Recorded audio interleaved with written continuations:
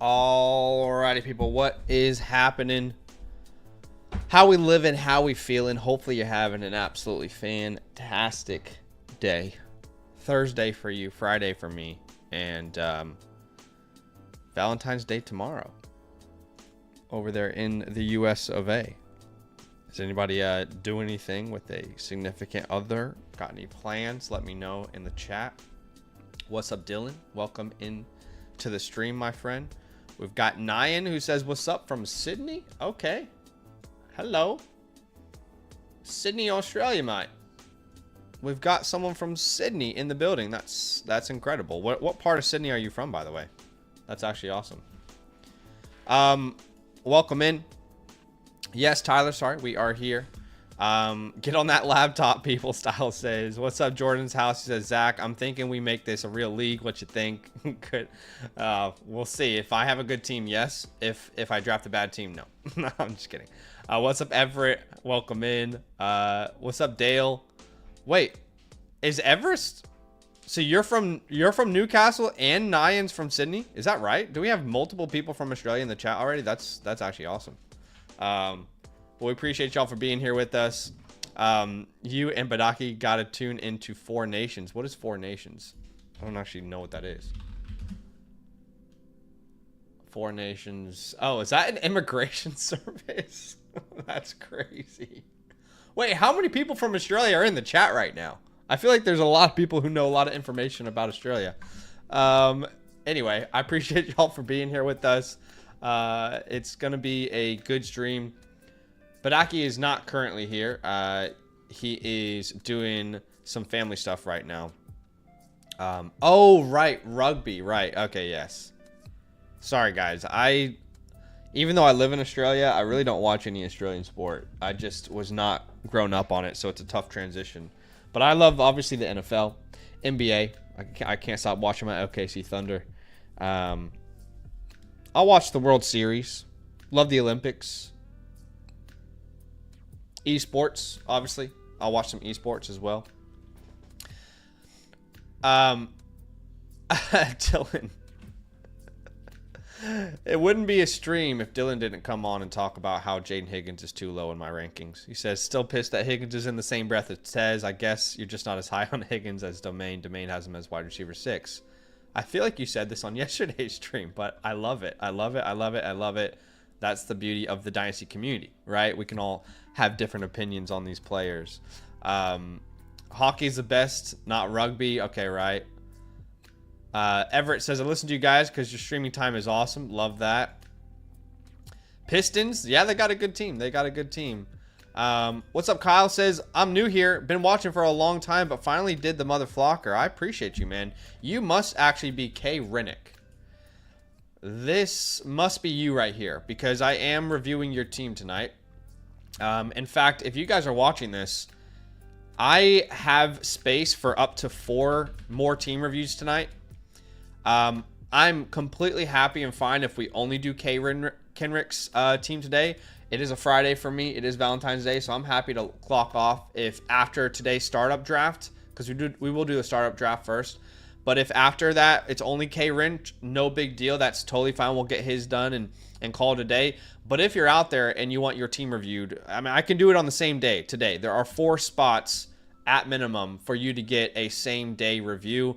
And there's a couple ways that you can get your team reviewed. The first way is by becoming a yearly Mother Flocker member with the promo code LAND. All right. So if you're out there, you want to get your team reviewed, become a yearly Mother Flocker member with the promo code LAND. Obviously, you'll get your team playbook, right? Just like Kyle's going to get today. It'll be completely customized for your team with customized trade targets, what to do with your draft capital, understanding your positional priorities, right? All that is included in the team review when you become a yearly Mother Flocker member with promo code LAND. You get the free trade question voucher. You unlock all of our rankings, all the premium tools and databases on the website. You also get a rookie report, which I believe is the best in the industry. We put so much time and effort into that. You can see over 5,200 people have viewed that since version 2 has launched. Our rookie report is so in-depth, so much different information like historical hit rates. You can go back to contents there at the bottom and choose literally any part of our report that you want to view. It's very easy to look at. We've got an incredible feedback. Can't wait for version 3. But again, if you're out there and you want your team reviewed, I have 4 open spots, and I can only get up to 4, but if it's no extra spots, that's fine. But we have 4 extra spots tonight if you want to get your team reviewed on the same exact stream. You can either become a yearly Mother Flocker member with the promo code LAND, just like Kyle did. Again, big shout out to Kyle. Appreciate you for showing some love there, Kyle. Or if you're a member with a different promo code, let's say you signed up with promo code FLOCK, then you can actually come to the Flock store. All right, which is just that top right, the personal advice button, or it's the link I sent in the chat. And then you can get click on team review here. If you haven't linked up your team just yet, you can do so with Sleeper, ESPN, or Yahoo, or you can manually enter all your settings and submit screenshots if you're on MFL ID or whatever the case may be. But once you've linked up your team, obviously you'll choose your team, right? Make sure the draft picks are correct. Then you'll see Zach and Badaki here. The baseline is an offline one. It's just $10 more for live, but yeah, that is available to you guys. But we are going to do the startup draft first, so don't worry if you're here just for the startup draft. Then we're going to get to that here as first things first. We do also have a like goal today. What did I set it at? It was 100 or something. Yes, so be a friend. Smash that like button if you have yet to do so. Let's hit that 100 like goal together. And Rowan, what's up, brother? Welcome in. He says, my membership resets in March, so I got to wait until then. Yes, sir. Can't wait to have another year with you, Rowan. Longtime supporter. Appreciate you, my friend. Everett asked, how high are we on Olave with the new head coach? You know, it's changed, which is good, right? I'd be higher on him if we had a new quarterback, but it's changed. So I can't be too upset. But, you know, if Sam Darnold signs there, or, you know, we've got... I mean, really, I don't see another way I'm too excited about it changing. But at least, like, fundamentally, they could potentially give him some more layups there in New Orleans. So that would be very, very exciting to see. All right, we are going to do a Superflex startup mock draft. And if you want to join this mock draft, the first step is very simple, and it's just to join our Discord. All right, anytime we have a mock draft, we send the links out into our Discord. All right, so I will go ahead and show you exactly where you should go. So once you get into our Discord, you will see Fantasyland, and under the announcements tab right here, I'm going to send the link here, okay, is what I'll say, so you know exactly where to go. Again, Fantasyland announcements, and this is where the link is going to be sent out. I should choose a spot. I'll go Team 9. I don't know. I always like to give you guys the earlier spots. I don't know why, but I just for some reason tend to do that. All right, let's go ahead and send this link out here in the Discord in 3, 2, 1. It is first come, first serve. No, despite the conspiracy theories, we don't have any control over who is able to or are unable to join these mock drafts, okay? Some people in the past have been angry at us saying, you're choosing specific people to get in. That's why I'm not getting in. No, we're not. I promise you, all right? It's free game every time. It's just you got to have, you know, those fast fingers over on Discord. So, yeah. And a little update, guys. We do have another team review that was just submitted. So we have 3 spots now. All right, we've got 3 spots left for tonight. I can do up to 5 in total on tonight's stream. Currently 2 out of 5 spots taken. So again, if you want your team reviewed, go flockfantasy.com/land, become a yearly member, or you can go to the Flock store in the personal advice category and get a review from Land, Zach, and Badaki as well. All right, here we go, gang. 12-team, Superflex, PPR, Titan Premium, and yes, Styles is always here. We love us some Styles. OG member.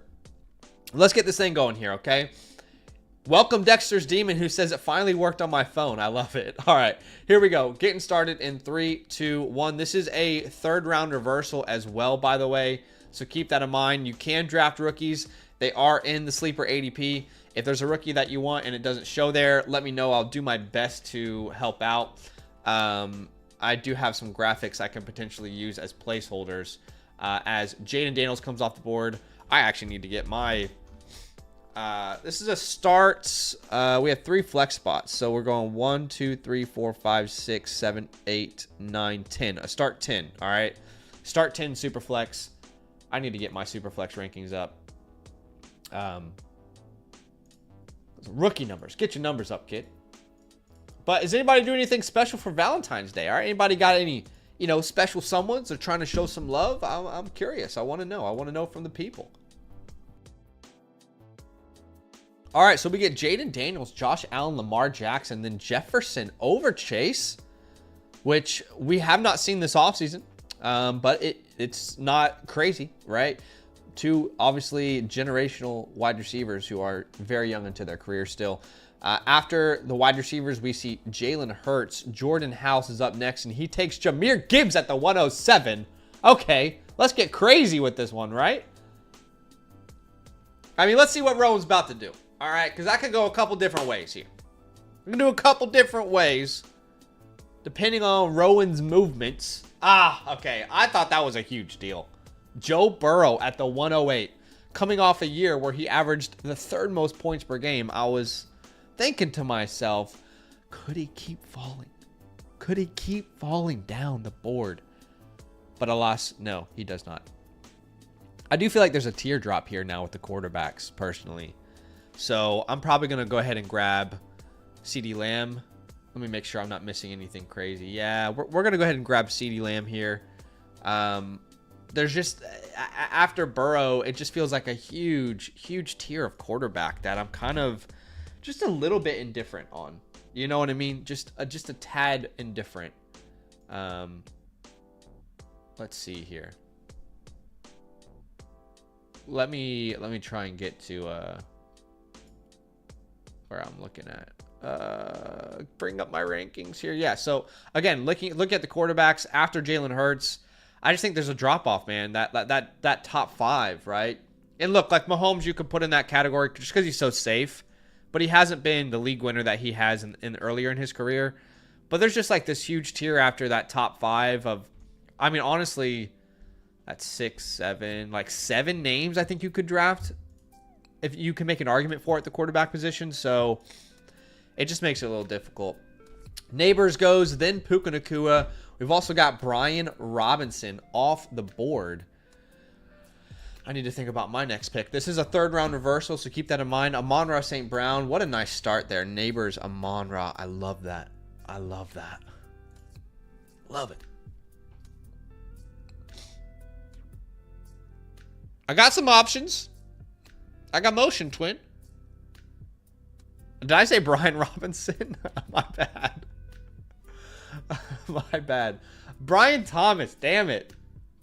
I was wanting to start with Brian Thomas and CeeDee Lamb. I don't know where to go now. I mean, I know I'm always telling people don't push rookies up the board, but am I not about to go ahead and just... I'll do it. I'll take Ashton Jeanty here. I'll take Ashton Jeanty here at the 204. Welcome home, Ashton. I mean, are you guys like me out there where you're looking at all these NFL mock drafts and, oh, fuck. Damn it. That's a great pick. It is so hard when you're solo on the stream and you're trying to entertain people and also make a good pick. Damn it. All right, well, not a great start. We're already, it's round 2 and we're tilting already. This could be an interesting night, ladies and gentlemen. Watching the new Cat movie on Saturday night, Style says. I love that. Tyler says, just got the review. Any way to confirm it worked? Let's have a look here. I said I had 5 total spots. Do we have 3 out of 6? 3 out of 5. Oh my gosh. Okay, wait.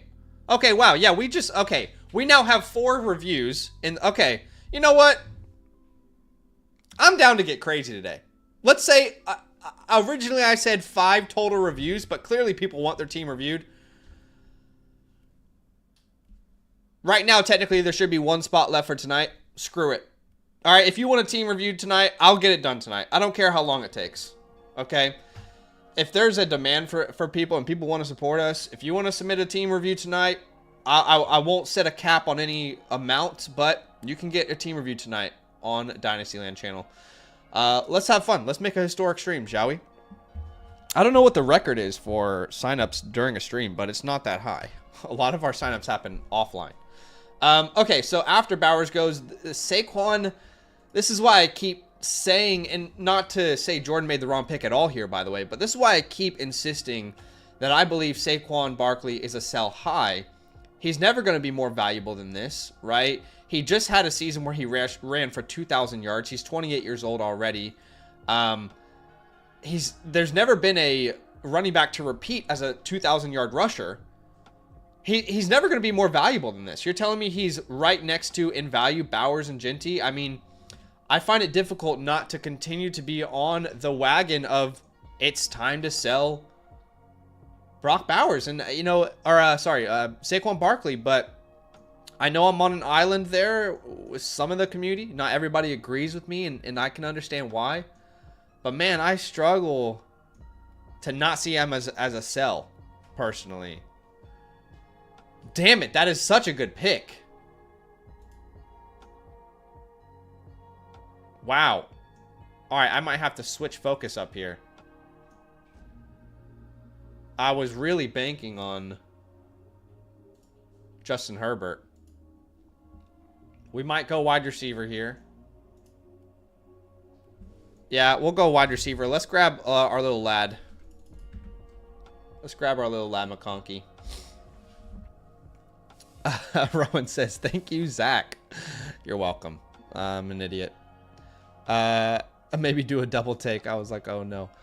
What's up, Everett says, crazy how high Joe is this year compared to last year. Where was Joe go? I feel like Joe was going... You mean Joe Burrow? I feel like he was going higher than this last year. Don't you guys feel like he was a top 6 ADP in startups? Or am I misremembering? Because I could. Joe was a late first, was he? Wow. Yeah. Actually, yeah, I actually traded for quite a few Joe Burrows in Dynasty leagues now that I'm thinking about it. It's hard to remember that far back. Trap Nation says, lad over JSN. Yes, sir. I mean, I have them ranked back-to-back in my rankings, but I don't think it's crazy to do. I mean, we've talked about this before this week on the stream, but I don't think people realize how historically good Ladd McConkey's rookie season was. It's honestly ridiculous what he was able to accomplish, especially considering he wasn't even like the #1 target for a vast majority of his rookie season. I mean, really like week 4 or 5 onwards is when he started to become that #1 target for this team. But we're talking about a guy who scored 15.1 points per game in his rookie season. Okay. But again, if you go back and you look at his game logs, which I actually don't think they have game logs here on player profile, but he was one of those guys towards the end of the season, he won people leagues, right? He won people fantasy leagues. And if you look at the historical, screener of people who have averaged over 15 points per game as a rookie, it's very impressive. It's very impressive. All right, after JSN, we get Garrett Wilson, Christian McCaffrey, Jordan Love, Devon Achane, Kyler Murray, A.J. Brown off the board. A.J. Brown's going to continue to be a value in startup drafts, I'd say. Burrow was top 8, so right about that. Okay. Steel Mob says, hey, Zach, do you see the Steelers are trying to make a play for Trevor Lawrence? I did see that. The issue is Liam Cohen's not. I mean, they're not going to hire Liam Cohen and be like, hey, guess what? Now you have to try and figure out a quarterback in a bad quarterback class. You know what I mean? So, I mean, I'm sure they're inquiring about a lot of quarterbacks, but the teams that have quarterbacks, they don't want to lose their quarterbacks, right? I mean, they don't want to be in the position that the Steelers are in. So, yeah. CMC in the 3rd round was actually a little bit surprising. I'm not going to lie. That was a little too high for me, if I'm being honest with you guys. So we got a second rookie off the board. That is Ted McMillan. There's been some narrative thrown out there that I don't love Ted McMillan for some reason. I guess because I don't like punch the table every stream and every video that he has to be the 102. It means I don't like him. That's not true. I'm seeing people put words in my mouth. That's not true. I think Ted McMillan's an incredible prospect. When draft capital is all said and done, when landing spots, he's probably going to be the wide receiver 1 for me as well. I think he's just as good of a prospect as everybody else does. I mean, Drake London plus, right? Drake London after the catch, Mike Evans at the catch point. He's an incredible player. I feel like I keep trying to say that, but people are like, no, you actually hate him, Zach. No, you hate him, though. I'm like, okay. All right. But I think he's a great player.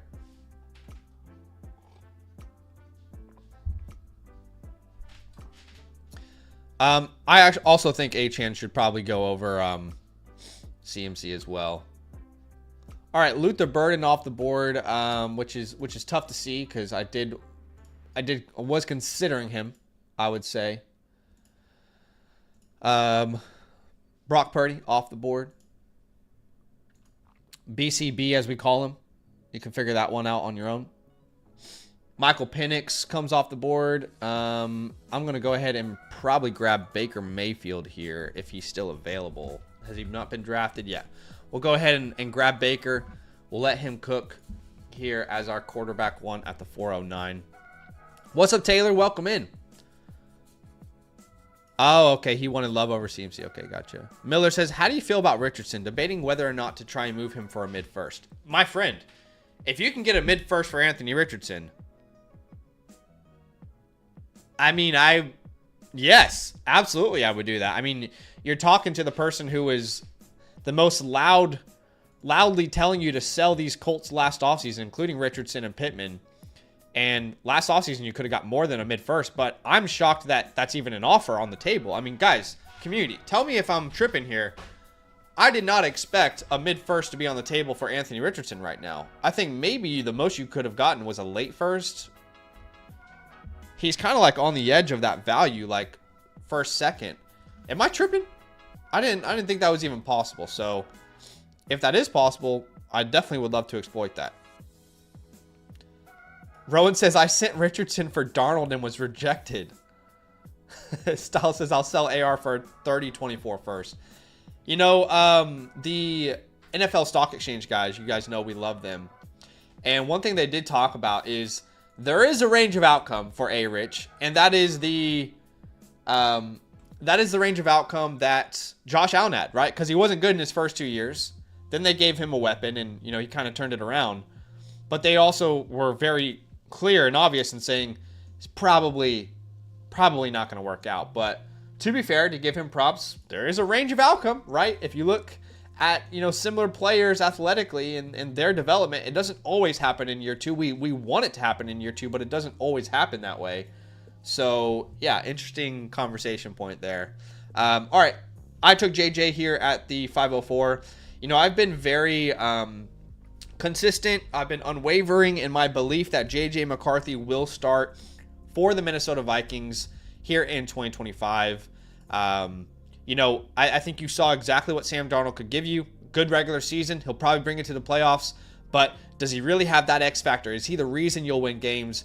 No. And also, if you think about this, guys, purely from a team building perspective, again, okay, so some people out there think Sam Darnold's coming back to Minnesota.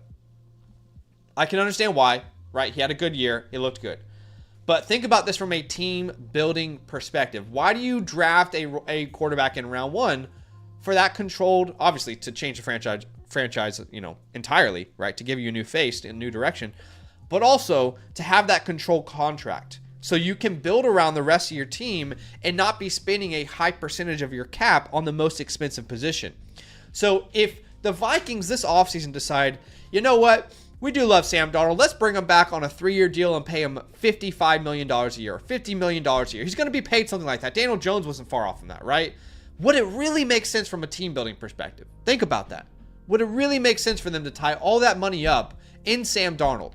Sam Darnold's going to be a free agent. He can go wherever they want. Do they want to spend their franchise tag on Sam Darnold and spend all that money this year at the quarterback position when they have a young J.J. McCarthy? So I personally believe that JJ will start. That's why I have the conviction to take him in a place like this.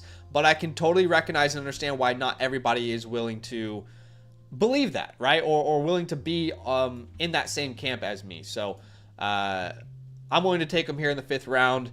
You're talking about a guy who, if he starts, if he's named the starter, like, let's be honest, if JJ McCarthy is named the starter, how far up Superflex startup drafts does he jump?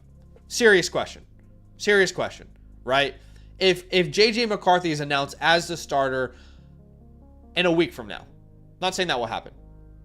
Hypothetically, where does he go? Is he not going right around Jordan Love here in the 3rd round? Is he not going around Justin Herbert? Is he not an early 3rd round pick in a startup? Feels like to me he would be. So yes. WG says, devil's advocate. Rookie quarterbacks bust. That's true. Darnold proved it with a great Viking season. And that is true. That is fair, right? It's totally possible that he busts. But you also don't know what J.J. McCarthy can be. And with Sam Darnold, I feel like you know what he can give you, which is good, right? You're kind of back in the Kirk Cousins situations. All right, we're going to have a good team. We're going to have a good offense. We can make the playoffs. But are we ever going to get over the hump? And do we want to pay the guy that we kind of feel like doesn't get us over the hump, right? So I can see where you're coming from, though. All right, Durka Henry comes off the board. Then Caleb Johnson, who low-key, I was definitely hoping he was going to fall to me with my next pick. But this is the world we're living in, unfortunately. You can't always have what you want. Tyreek Hill coming off the board there. You can't always get what you want. You can't always get what you want. Chris Olave goes at the 503, by the way, just trying to keep up with all these rankings. It's getting more and more difficult to do so. Travis Hunter coming off the board as well as Jalen Waddle. Travis Hunter, it was announced that he's going to the combine as a cornerback, and a lot of the Dynasty community freaked out. And I'm asking them, what did you expect? All right. Here's the good news. He's going to do pretty much every athletic test that a wide receiver would. Okay. The only difference is probably the drills, right? I mean, if you think about it, the drills are what's going to be different for him at the combine, but the athletic testing won't really be that different, right? They're still going to do the 40-yard dash. They're still going to do all those athletic tests that the wide receivers do at the cornerback spot as well. So we'll still have that athletic testing available to us. Here comes Cam Ward off the board. Zay Flowers. Okay. So Cam Ward is gone. Zay Flowers is gone. Zay Flowers, I also brought in a sell high video recently.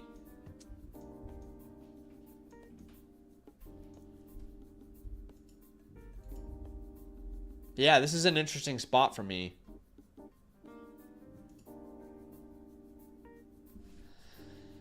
Let me think this through. Is Brandon Ayuk available still? Do we have Ayuk available still? Yeah, I'll take him. I feel like he's a huge value. Like, I actually don't see that big of a difference in Ayuk and Waddle as an asset. Ayuk and Addison. Ayuk and Olave. Ayuk and Worthy. Ayuk and Devonta Smith in particular. I just don't see a huge difference between these guys as assets. So I'm going to keep drafting him everywhere I can. And, again, I'm going to ask you guys the question. Right? I said, hypothetically, if J.J. McCarthy's named a starter, how high does he jump up in a startup? What about if Deebo Samuel's traded? If Deebo Samuel's traded, how high does Brandon Ayuk, does Juwan Jennings, does Ricky Pearsall, how high do those guys jump in a startup, right? And that's kind of where my head is at with that pick there. All right, we do see Chuba Hubbard coming off the board, as well as Jameson Williams, which I like that pick a lot. I definitely think Ricky benefits as far as like jumping in ADP. I would agree with you, Rowan. I would agree with you. Damn it. I was just trying to let him fall. I probably should have taken Ayuk second. That's on me. You know what? Sometimes you got to hold your hand up. Say, hey, that one's on me. That one's on me. Love the Ibuka pick. Genuinely love it. I am a huge fan of that pick. And I'm upset at myself for not making it. But you can't always get what you want. Tight end is so gross. Tight end is so gross right now. Oh, I was also about to go DK with them getting Kubiak there as their offensive coordinator. Wow, George Pickens at the 7-4 though. I don't know. That is enticing. I'm not gonna lie. George Pickens at the 7-4 is enticing. Let's grab Terry. I mean, that's obviously now he's gonna get drafted. As he should have already. He would have already been drafted anyway. But George Pickens as your wide receiver 4. I don't dislike that. I like that a lot actually. There he goes, George Pickens off the board. Yeah, I mean, it's weird to say you have actually pretty good value in round 7 for wide receivers. And again, I go back and look at some of these receivers in round 4. You know, I did say to sell Devonta Smith in a video recently, so I could be biased here. But when I look at the Devonta Smiths, the Xavier Worthies, the Olaves, the Waddles, like, I'm not so sure those guys are all that more valuable than every one of these wide receivers that came off the board in round 7. Do you know what I mean? Like the Metcalfs, the Ibukas, the Jameson Williams. I mean, Jameson Williams, people don't even realize this, but Jameson Williams outscored Devonta Smith on a points per game basis. He finished as a wide receiver 13, for God's sake. Did he really? Hold on. Did he really finish as a wide receiver 13? That's crazy if true. Anyway, I just feel like that tier is just really juicy, if you will. Rowan says it was a Buka or Flowers for me. Dude, I wanted Terry. You should have taken Pickens. I have them in the same tier, though. Taylor says, JJ's a sexy pick. I would never draft Baker. I guess I'm biased. Well, that's interesting, Taylor. Why are you anti-Baker Mayfield? That's, I'd love to hear the case behind that. Definitely intrigued. To hear like your reasoning for it, but I mean, we're talking about Baker, who just had a career high in points per game, right? He's not an older guy. I mean, he's what, 30? Yeah, he's 30 years old. Just averaged the 4th most points per game in his career. I mean, where's Dak Prescott going, right? I think Dak and Baker should be going right next to each other, and they are. I don't know. I mean, again, I'd love to hear your opinion on that. WG says, as a fantasy owner, I'd go JJ. As a real-life GM, I'm not sure. It's hard to move off a playoff quarterback, even if it ended up poorly. That's fair enough. That is fair. Tua, great value there on Tua. I was looking at him and thinking, should I not pull the trigger? Should I really not pull the trigger here? I didn't end up doing it, but I like that pick. I do like that pick there. As Mike Evans comes off the board.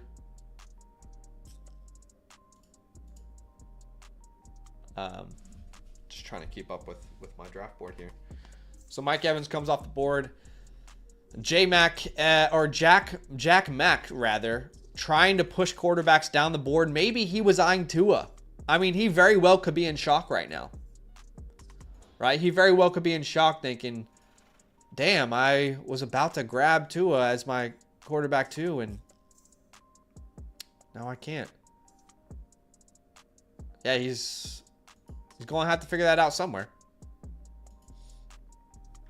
As Tyler Warren comes off the board there at the 802. Xavier doubling up on tight ends. It is a tight end premium league, so I can't blame you too much for that. George Kittle coming off the board there. Then Colson Loveland. We've got 2 guys going back-to-back tight ends in this round. And, of course, I'm annoyed about it because I wanted to grab one of those names. So, of course, I'm going to be bitter. There goes Jaden Reed off the board. Taylor says, yeah, it's Dynasty. Why not take Penix or Lawrence? Much younger. Goes with your squad age-wise. I don't like 30-year-olds in Dynasty. 30-year-old quarterbacks, though? You don't like 30-year-old quarterbacks? Well, I couldn't have taken Penix. I would have taken Penix if he was available, but Penix went the pick before. As far as Trevor Lawrence, I'm not anti-Trevor, but I'm just not as high in him, maybe. I'll take a rookie quarterback here. This might surprise some people. I'll take Shedeur Sanders. My quarterback 1 in the class. I don't think I have strong enough conviction to really stand on a, on a soapbox and scream that from the mountaintops, but I think Shedeur and Cam Ward should be drafted right by each other. And if Cam Ward is being drafted at the 607, I'll take Sanders at the 809. Do I have a ton of conviction on this quarterback class as a whole? No, not really. But I'm willing to take a shot there on Shedeur and get him onto my team. Again, am I loving Shedeur and Cam as prospects in this class overall? No, I mean, also people trying to start selling themselves on Jackson Dart, which I've always said you can sell yourself. There's enough reason to sell yourself to be in on Jackson Dart, and there's plenty enough reasons to sell yourself to be out on Jackson Dart. But yeah, I think Sanders and Ward right there are both should be valued evenly. So it's surprising to see 2 rounds between them. Pittman comes off the board, then Sam Darnold becomes Styles quarterback 2 there. A-Rich, you know, maybe I should have gone Sam Darnold in hindsight and just secured no matter what happens, right? All right, we do have a plan. Styles says, Zach, do you think the Commanders re-sign Ertz, or is it time for the Senate breakout? I wouldn't be surprised if they re-signed Ertz because he just sounds so happy there. That's what's concerning with Senate. I think Senate can absolutely be a starter in the league, but full transparency, Zach Ertz seems very happy there, and I wouldn't be surprised if he took a very cheap contract to be there. So, yeah.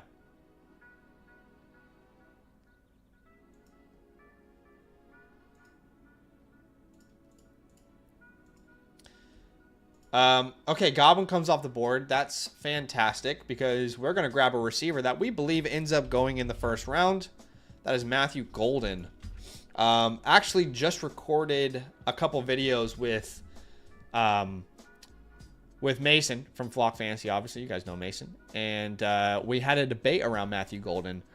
And I'm excited for you guys to watch those videos, which will be coming out, I'm sure, in the next couple weeks on his channel. But I'm a big fan of Matthew Golden. I think Matthew Golden's a name that the film guys are going to love because this guy's ball skills are just, man, it's something to watch. It really is. I think behind Travis Hunter and Ted McMillan, I think he might have the 3rd best ball skills in this class.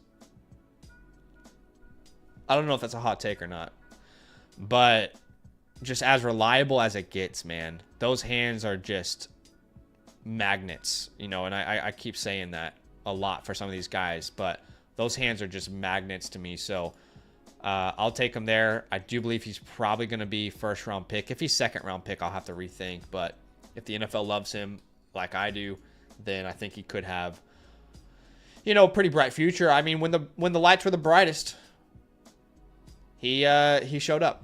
He showed up. Ron says, what do you think about Stafford to the Giants? They said they want the Giants first, but they do get a deal done. What does that mean for fantasy? I mean, guys, if Stafford went to the Giants, Malik Neighbors is the wide receiver 1 overall in rankings. Okay, hold on. Well, if Matthew Stafford is a Giant, then in redraft leagues, not even in dynasty leagues, is this a crazy take on what I'm about to say? No, I don't think it is. If Malik Neighbors gets Matthew Stafford in redraft leagues, Malik Neighbors is the 2nd wide receiver drafted. Is that a hot take? I think that, how I would see it, Malik Neighbors becomes the 2nd wide receiver drafted. Who are you taking over him? I mean, we know he's going to get a target share that competes, if not more, than Justin Jefferson got. And if Jefferson has Stafford, if Jefferson has Darnold, we've seen he's not a 20-point per game scorer, but he's a very reliable 18-point per game scorer. I mean, I think he'd be wide receiver 2. Chase and Jefferson still over him? I think they could be. I think I would go Neighbors over anyone else. Jack says, read me like a book on Tua. So, yeah, he did want Tua there in the 7th round. That's unfortunate. Cam Scatterboo, I love that pick, by the way, there at the 908.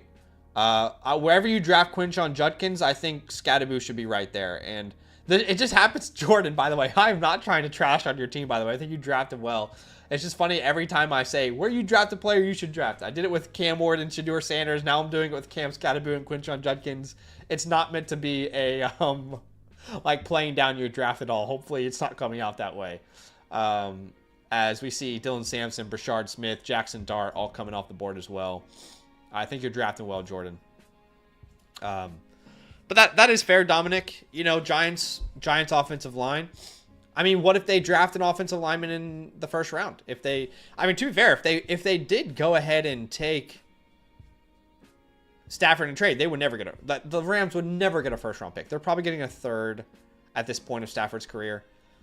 But yeah, if you think about it, why they would have a chance to draft a offensive lineman.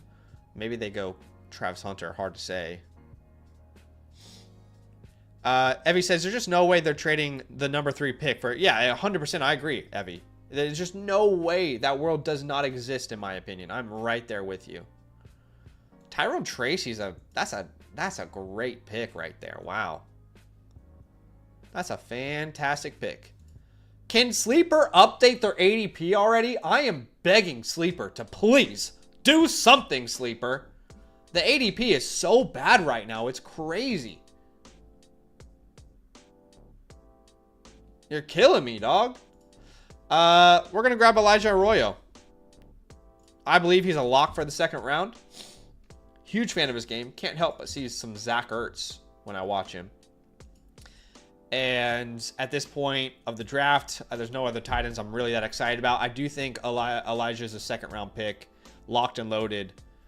I don't think he gets out of there. Rowan says it is updated. Etienne is clearly the 32nd best player in Dynasty. Yes, it is actually a great time to do a startup with broken ADP. I actually 100% agree. 100% agree.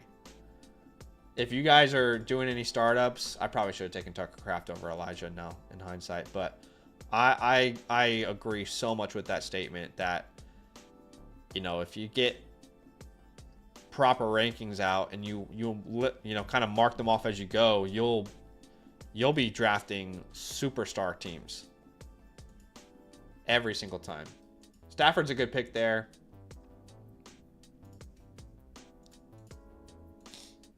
Man, it gets really tough to make some of these picks. Shakir was already drafted, right? Probably ages ago, 9-9. Yeah, that makes sense. Wow, it gets tough to make some of these picks, doesn't it? Where did Joe Mixon go? There goes Sutton. That's a good pick too. Mixon went at the 902. That makes sense. Oh, look at these running backs. Just a wasteland. Oh.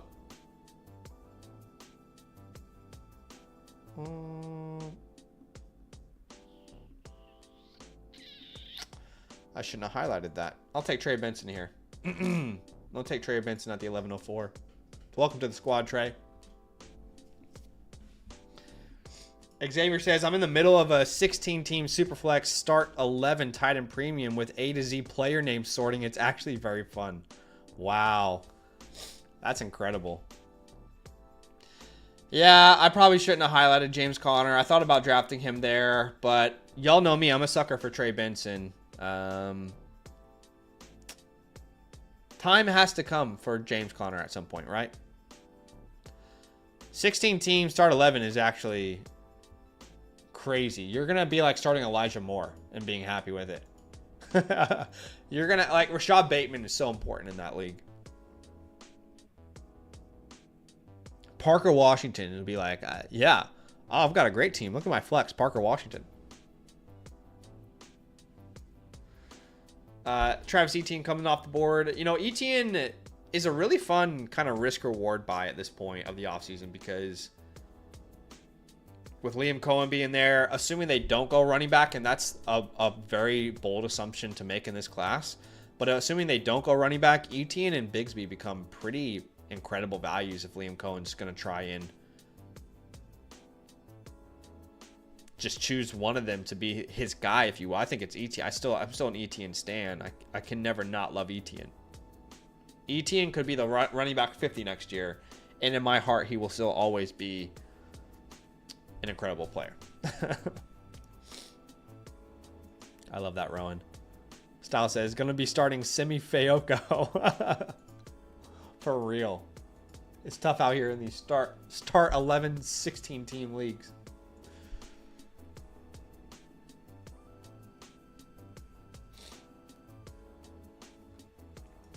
Travis Kelce, Zach Charbonnet coming off the board. Kelce, I mean, does anybody have insider knowledge on if Kelce's actually going to play football again? I don't think any of us really know the answer to that, right? I mean, if you can sell him for any second round pick, you'd be cheering right now. When it all comes crumbling down, it's not fun. It's not fun, is it? It's not a fun time. We're going to change it to 30 seconds on the clock because this late in the draft, it kind of gets a little boring, let's be honest. I'll let y'all know in the chat here.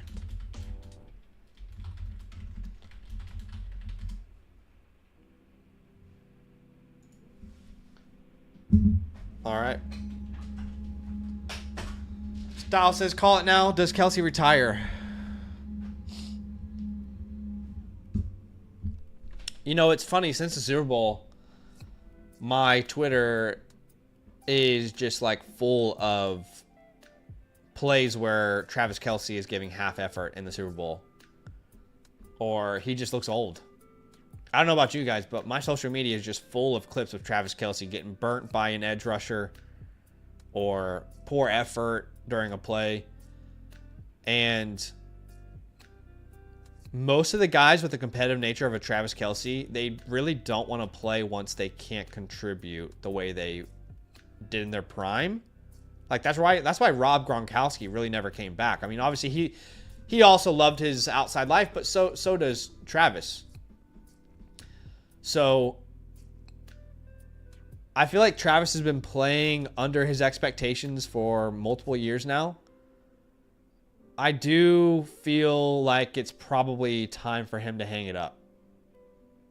You know, I kind of lean towards sun's going down, big guy. What about you guys? What do you guys think? You think Kelce's gone? Ron says if he comes back another year, I'm all in because the only reason he has to return is for love of his game. That clip when Mahomes is scrambling around and he just throws his arms up and doesn't block is so bad. Yeah, it's not good.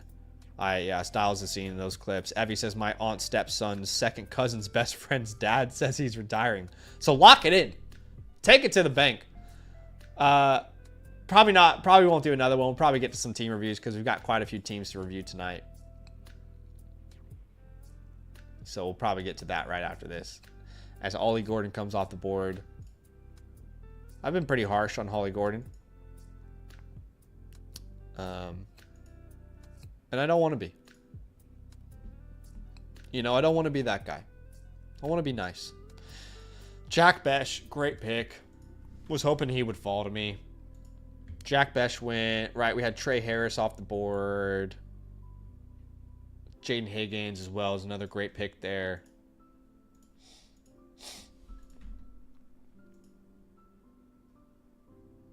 What are we rocking with right now on this team? We got Baker, Genty, Benson, Lamb, McConkey, Arroyo, Ayuk, McLaurin, Golden, McCarthy, Shador, Sanders.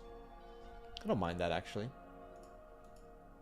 Devin Neal, okay, great. I was worried I was about to miss out on DJ Giddens, one of my favorite running backs in the class. I don't understand why there's not more DJ Giddens love in the community in general. His analytical profile is great, so I'm surprised that the spreadsheet people and the model people aren't more excited about him.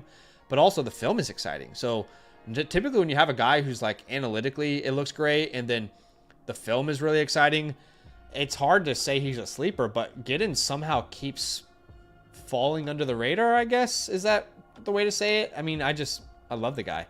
Real big fan of his. Ron says, do you think some of your logic for Burden could apply to Gordon? He was clear RB2 just a year ago. Yes, but I'm saying this as someone who has studied Ollie Gordon's film in 2023, and I feel like the issues that plagued him in 2024 were already on film in 2023, whereas I don't feel that is indicative of what we've seen for Burden's film. Now, clearly, Ollie Gordon was in a tough situation, but you know, you talk about a running back who's creating more with less. He didn't create more with less, right? He's going to have to go to an offense. Like, so for example, like you could put Cam Scatterboo in any offense, in my opinion. You could put RJ Harvey in any offense, and if you gave him a role, and you could put like these guys who just do more with less opportunities. Like, they can contribute regardless of what your offense looks like. All he really needs, like, a strong offensive line. He needs a scheme that fits him perfectly. And to me, at least, that's just a little bit concerning.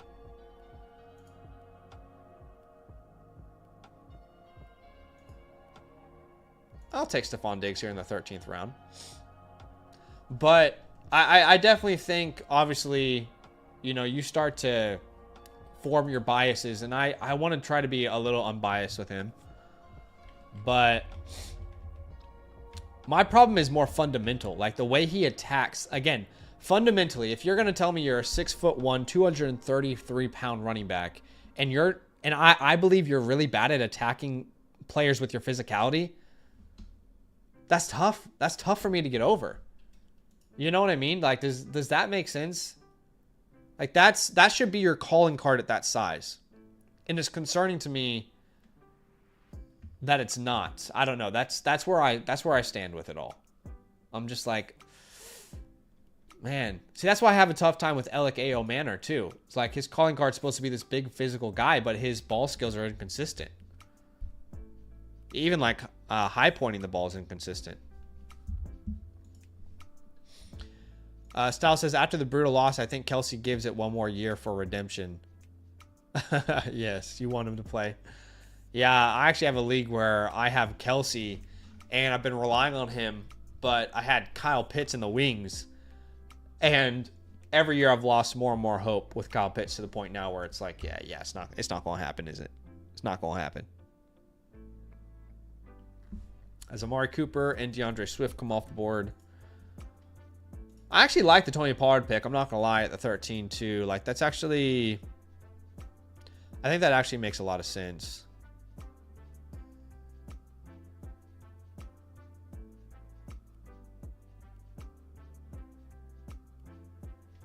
You think Pitts is a buy, Styles?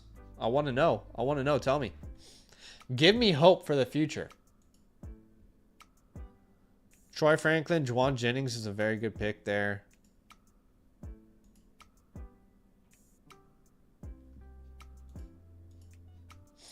Because Pat Fryer move off the board and Cedric Tillman. Dylan Sampson, for example. You know, you put Dylan Sampson in any offense, I know he's going to be able to create for himself, right?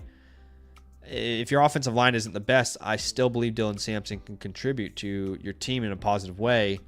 I don't know that about Ollie Gordon. And I'm going to take what I believe is one of the more underrated running backs in this entire draft. That's Damian Martinez. I'll take Damian Martinez here. He's someone who has the big body, and I believe, at least in my personal opinion, uses it well. Like, he has that big body. He's 6 foot, 232 pounds, almost the same as Ollie Gordon. But if you watch these two guys film, Damian Martinez actually attacks physicality on a play in a completely different way than Ollie Gordon does. Not for anything crazy, but if you can get him for a mid to late second, sure. For Kyle Pitts, right? Yeah, Dane, that's actually my ideal landing spot for Damian. Actually, I might be speaking out of my ass here because I literally have landing spots written down, but I do love that landing spot. What did I write down for him in our draft guide? Yeah, I have the Steelers there. I love the Steelers. I think he would fit in the Giants as well to complement Tyrone Tracy. But to me, he's like Brian Robinson. Like, you can probably sell him for an early second if he gets a starting role. And he probably, with no disrespect to Najee Harris, he probably replaces Najee Harris pretty much instantly, with the team noticing no difference in their run game. You know, I can't rate the squads, Rowan, because we used to do that, but then everybody wanted their squad ranked after a mock draft, and then we'd be here just forever. It would never end. So I appreciate you. I love you, but we can't do the rating the squads because it will never end. Everybody will want one. Okay. Yes, Arthur Smith, he's staying, right? Arthur Smith is staying. He's with the Steelers again this year, right? They retained him, right? Yeah, he's still there. So yeah, Damian Martinez would be a great fit, I think, there. All right, guys. That was lots of fun. Always enjoy hanging out with y'all. Loving my team here, obviously. Obviously, I drafted it. But all we need is one of Benson, Giddens, or Martinez to get a roll. And we are cooking with gas there. I appreciate y'all for being here during that portion of the stream. I am going to transition now. We said it was a two-parter stream. All right. First part was the startup draft. But now we're going to review some people's Dynasty teams. And if you're out there watching this, you can get your team reviewed tonight. And if you want to get your team reviewed tonight, all you need to do is either become a yearly Mother Flocker member with the promo code LAND. I'll put that link in the chat for you here right now. All right. Did we reach our like goal, by the way? I don't think we did, but that's okay. Like goal was 100. We got to 60. I appreciate y'all for showing some love with that. But we will, again, transition this to team reviews. And if you're out there and you want your team reviewed, first option, you can become a yearly Mother Flocker member with the promo code LAND. All right. You get a rookie report. You get the team playbook. All right. Which is completely customized to your league. Consider it a game plan for your offseason. Then, of course, you get all the premium tools on the website. Free trade voucher. Obviously, the Discord roles and all of that. Now, if you're already a member on a different code, you can still get your team reviewed just by going to the Flock store, which I'll put a link to that in the chat here now. But when you're on the Flock site, you see in the top right here, this personal advice button. That's what you would click. And by the way, when you become a yearly Mother Flocker member, it's the same process, but you just get a voucher. So either way, you go through here. If you haven't linked up your teams yet, you can do that through the My Team section or actually right here on this page. If you're on an MFL league, you can send screenshots and leave your ID for us. But once you go to the next screen here, you can click your team. Make sure your draft picks are correct. Hit continue. You'll see Zach and Badaki here. All right. Offline team playbook is the first one, and then it's just $10 more to get yours reviewed on a live stream. But you'll have the voucher if you're a yearly member, obviously. All right. Let's start with K. Renich. Is K. Renich with us? I believe we had Kyle at the beginning of the stream. I swear this was Kyle. So let me know. Let me know if that's you, Kyle. Kyle's here. Love it. All right. It's going to take me a little longer to do some of the little admin stuff today because I am solo dolo. Typically, I've got Badaki helping me, but I appreciate your guys' patience. But Kyle, we will start with your team. He says, looking to draft running back maybe exclusively. Recently traded Kyren, Flowers, and Javonte for Thomas and the 107 and 112. How is that possible? Wow, well done. I mean, I probably would pay Kyren, Flowers, and Javonte for Thomas straight up.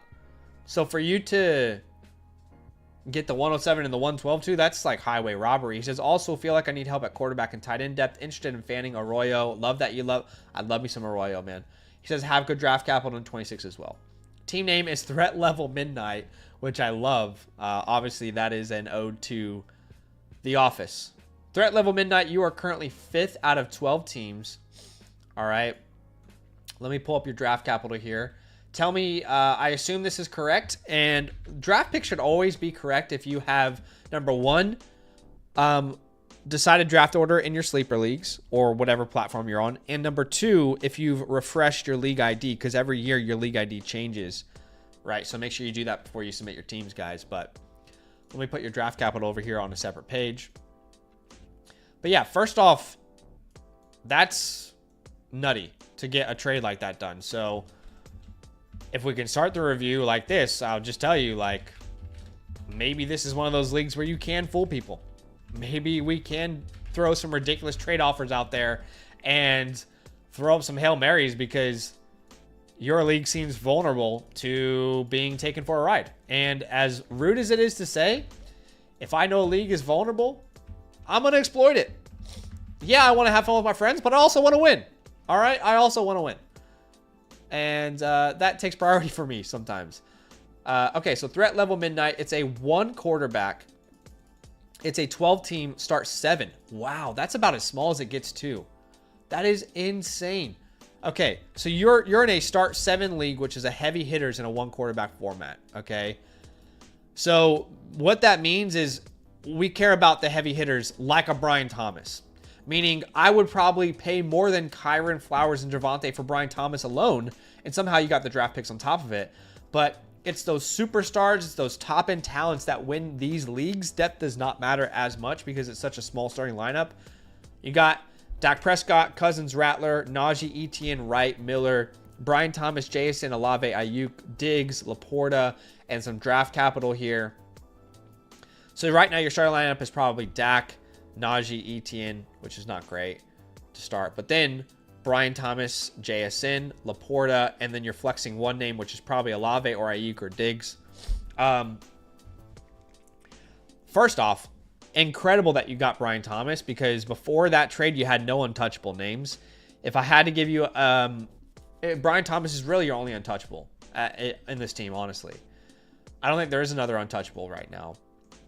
As far as holds, I believe you can put Ayuk in the hold category. 100% he's a hold for me. I'd also be wanting to hold Travis Etienne.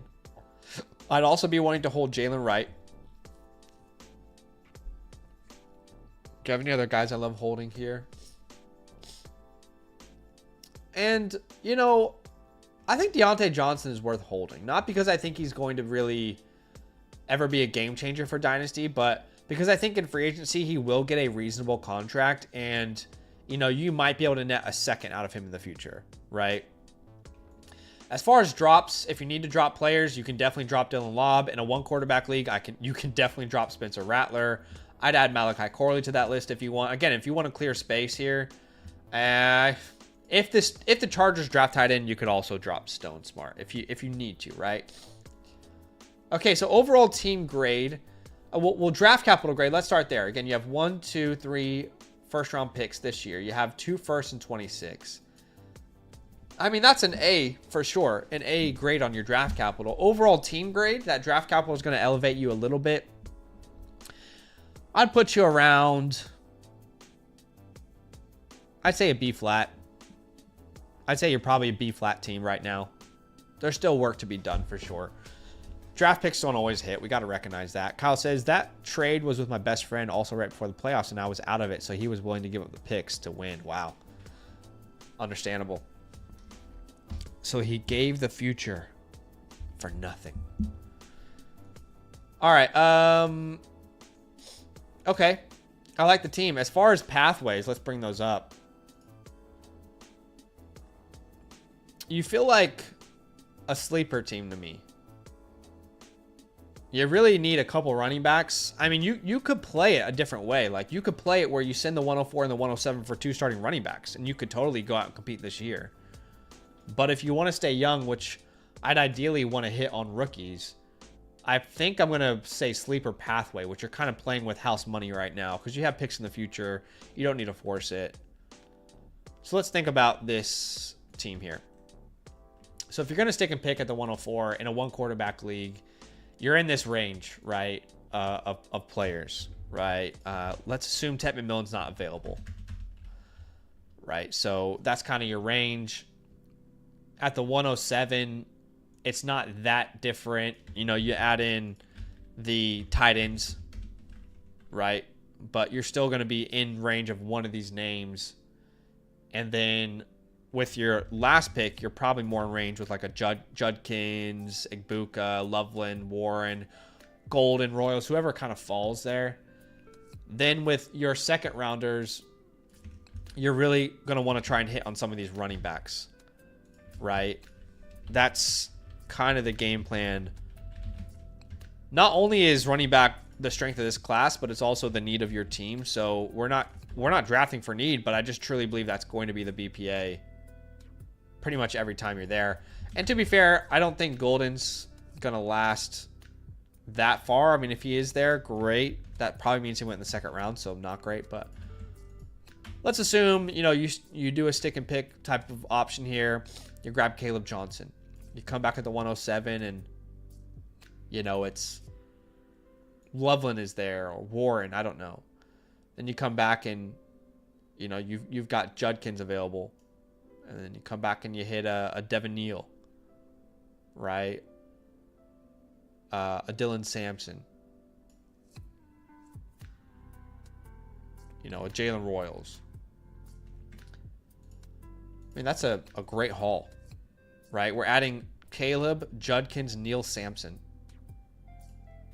to a running back room that really has nothing. That completely revitalizes your running back room entirely. But then you're also able to add Loveland and Royals. So you can either sell Laporta if Loveland pops off, or sell Loveland if, you know, Laporta is doing well and Loveland's worth trading. But either way, you get flexibility there. And especially in a start 7, like, there's not a premium, but the reality is your league is so small, the starting lineups, that you do get an advantage with a good tight end.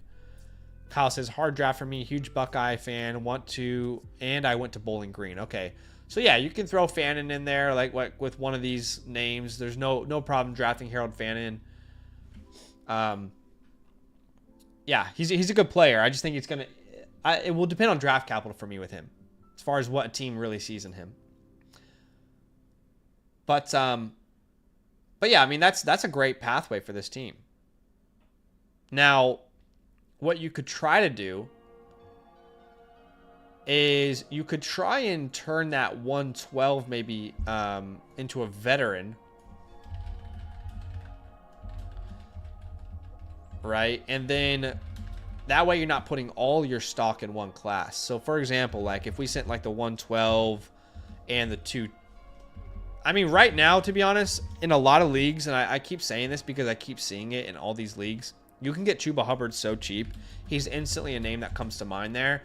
You might not even need to throw in the 304.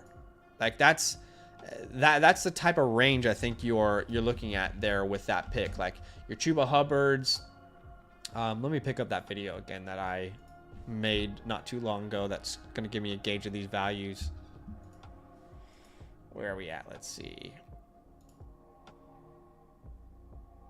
Okay, hold on. So late first. Yeah, you're in this range where Chuba Hubbard you could buy on the cheap. Ken Walker you could, but probably now the new offense coordinator will cost a little bit more. But it's like, you know, let's say Ken Walker, if you sent the 112 and the 210. Now, that might not get the trade done, but it'll start a conversation. And to be honest, I'd rather go Hubbard because I think he's cheaper, and I don't think there's that much of a difference in what they're giving you in fantasy football anyway, especially over the next 2 years if you're trying to project that far out. And I also think this is probably range where you can try and go and get a James Cook. Like, I think James Cook is probably going to cost more than these other names, but let's say you gave like the 206. Is that what you have? Yeah, the 205, but you could also ask for something in, why did I say Cooker? I don't know. Let's see who has James Cook, because you might be able to ask for something small in return from the Cook owner. Yeah, so like they have the 209. Would they want to do a pick swap and then you also send like the 304 or something? Right? I think you could get something like that done.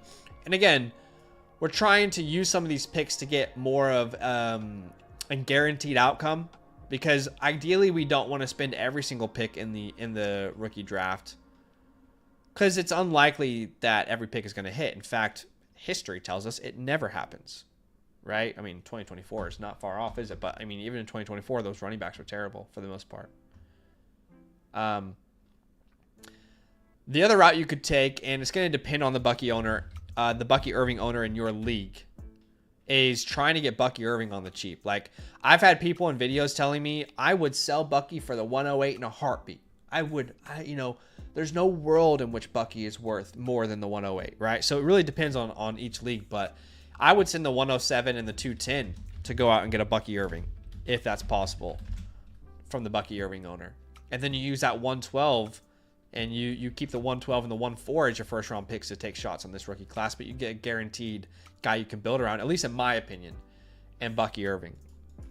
I mean, people don't realize how good his season was historically. That guy has the 203, the 208.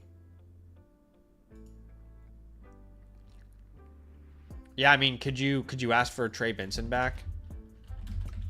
I mean, that could be really fun, actually. I mean, if you add like the 304 onto there and the 404, I don't know. I'm trying to get creative for you here. I mean, you could technically sell like The other route here is you use these second rounders to go get some veterans like your Joe Mixons, right? Maybe you spend the 205 on a Alvin Kamara, right? So if you want to keep all those first round picks, an Alvin Kamara, a James Conner, or maybe you go even cheaper and you spend like the 210, you try and go get Trey Benson with that, right? And think about the future.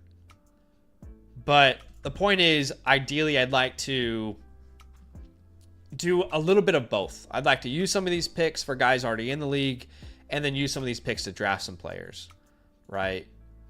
Now, as far as sell highs on your team, man, the other thing I'd really like to do is improve quarterback, but with us being a sleeper team, I don't think it's a desperate need.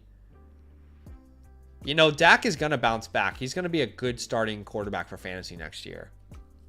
So I really don't think we actually need to do that. Like, we really don't need to go out and pay up for like a Jalen Hurts, a Joe Burrow. We can address quarterback last in a one quarterback league. Like, next offseason, you're going to have 2 first round picks again. You have a bunch of players, probably either from trades or picks, that you can move. So, yeah, I don't think you really need to address that right now. Thoughts on moving Olave for Hurts? That is an interesting question, actually. I want to pull the chat on that. What does the chat think, guys? It's a one quarterback league, so keep that in mind, right? But let's pull the chat, because if you make a move like that, to be honest, actually, with your league being such small starting lineups, start 7, I almost am trying to find a reason not to do that if that's an option. You know, start 7. I almost feel like you have to take that if it's an option, no? I know it's a one quarterback league, but you would be starting Jalen Hurts. We don't know what you'd be starting at running back yet. But then Thomas, Jason, Laporta, and you still could start Ayuk or Diggs in the flex, or some of these other guys that you draft. Yeah, I don't know, actually. I mean, that even, like, just that move alone kind of pushes you more towards a contender pathway. Yeah.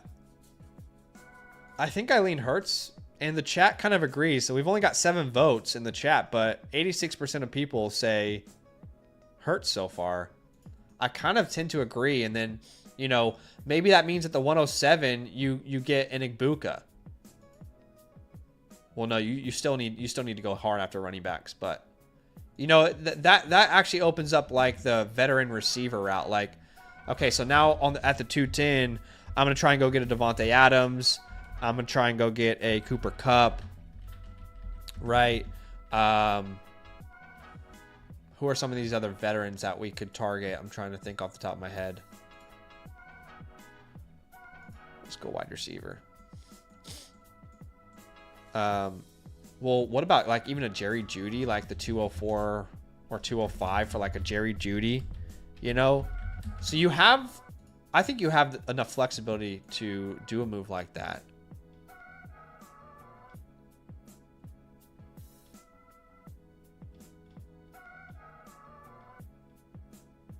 Yeah, or you get like a Sutton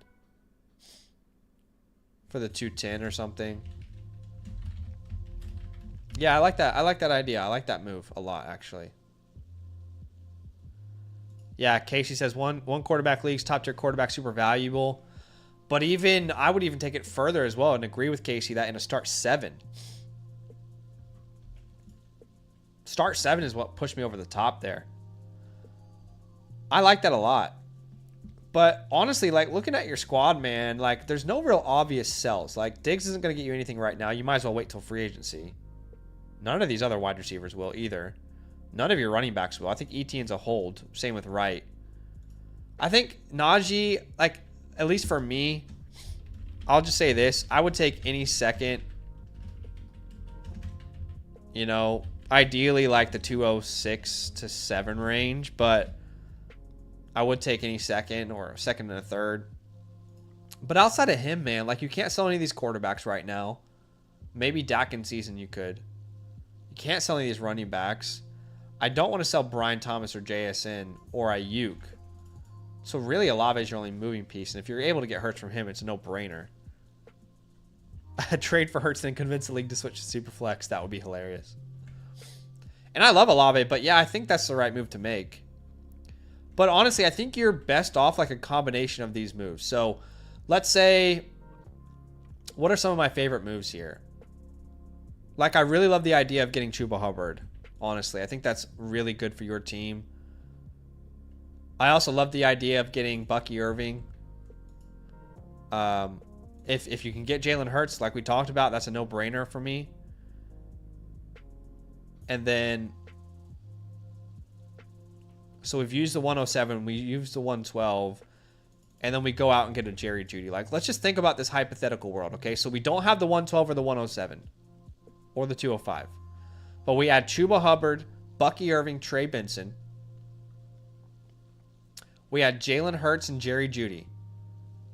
And then with our 104, we go out and grab Caleb Johnson, Hampton, or Henderson. I mean, think about that team if you're able to pull that off. So again, we add Caleb Johnson. We add Chuba Hubbard, Bucky Irving, Trey Benson. Jalen Hurts, Jerry Jeudy. So now our starting lineup is Jalen Hurts, Caleb Johnson, Bucky Irving. We still have Chuba Hubbard there, which we can use on our bench. Brian Thomas, JSN, Sam Laporta, and we can flex Ayuk. We can flex Diggs. We can flex Jeudy. I mean, that is... I'm not going to lie. This was fun to put these pieces together. Honestly, you make those moves, you're no longer a sleeper. And it'll still say sleeper on your team playbook, right? In your pathway. But you're no longer a sleeper. You're a contender if you make moves like that. I love this team, man. I love this team. And yeah, Jeudy could cost more. He could cost more. He could cost less. It's going to be dependent on your league. But, you know, if you need to send the 404, if you need to send the 304 and then get back a 4th round pick, you know, it's more just like a starting point for you. Kyle says, love the idea. Is already working on the Hurts deal. Yeah, like, to be honest, man, I thought you said that because it was, like, offered to you, but I would pay more than this. Like, I would even be willing to, like, send that 210 as well. But, yeah. Kyle, please let me know if you have any questions. If there's anything I didn't cover well enough, please let me know. Your playbook will be customized and... You know, it's currently cooking up on the back end. It will be sent to you within 72 hours. It's in the message tab of the My Review section. So if you go to My Review section, you go to your review and you go to messages, you'll see it there. But please tell me if there's anything I didn't cover well enough. But this was a fun one, man. He says, crushed it. Thanks. I appreciate you, man. Thanks for the support. Thanks for becoming a Mother Flocker member with code LAND, man. I appreciate you big time. And make sure you go check out the draft guide, too. I'm sure you've already given it a look. All right, let's go on to our next team. If you guys are out there and you want your team reviewed, very simple. All right, let's limit it. Okay, right now I've got 3 more reviews. I can do 4 more in total. Maybe I was too audacious earlier. Okay, so 3 reviews left. I can do 4 in total. So the next person to sign up, I can guarantee you that I'll get your team review done tonight. All right. You can either become a yearly Mother Flocker member with the promo code LAND. That is the best bang for your buck. Not only do you get discounts on any future purchases, you also get the all the premium tools on the website, the rankings, right? The rookie draft guide, and of course the team playbook, right? The other option is by going to the Flock store and purchasing one as a a la carte purchase. All right. 1 spot left. Let's go to our next one here. Shermanator. Is Shermanator in the building with us? In fact, let me message all these guys and let them know that, hey, just a heads up. We're reviewing your team today. I definitely know Fear Thy Neighbors bought one while we were here. Oh, you're here with us, Sherm? Perfect. I'm pretty sure Fear My Neighbors is here with us as well as Georgie. Hiya, Georgie. Okay. Let's go to Shermanator here. I need to create a new chalkboard for you. So let's get that open here.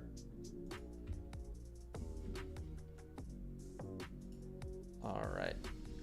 Sorry, guys. I'm solo dolo here. It's really hard to do this solo dolo. All right. Got your chalkboard. Sweet. Let's read the context, shall we? All right, Shermanator says, I know I need wide receivers. Not sure how to go about it. League is top heavy with a few guys and a few aging teams. Thought about shopping Jacobs. Thoughts?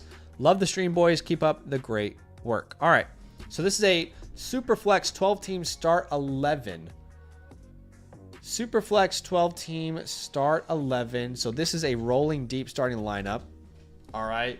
So depth is very important. In fact, these two leagues between Kyle and yours, Dane, they couldn't be more different. It's one quarterback versus Superflex.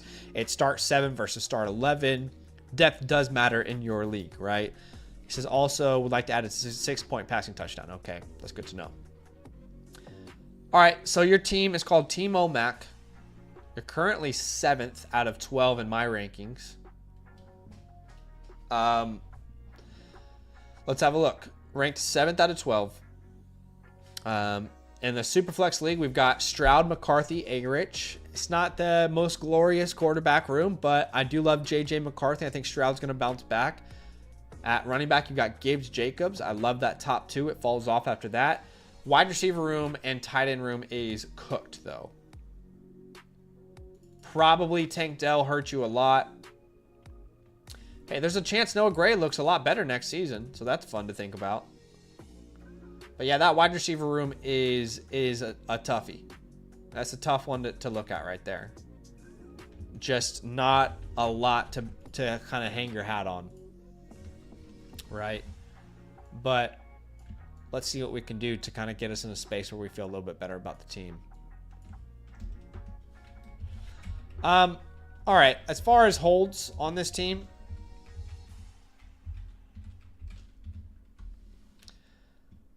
I think JJ is definitely a hold.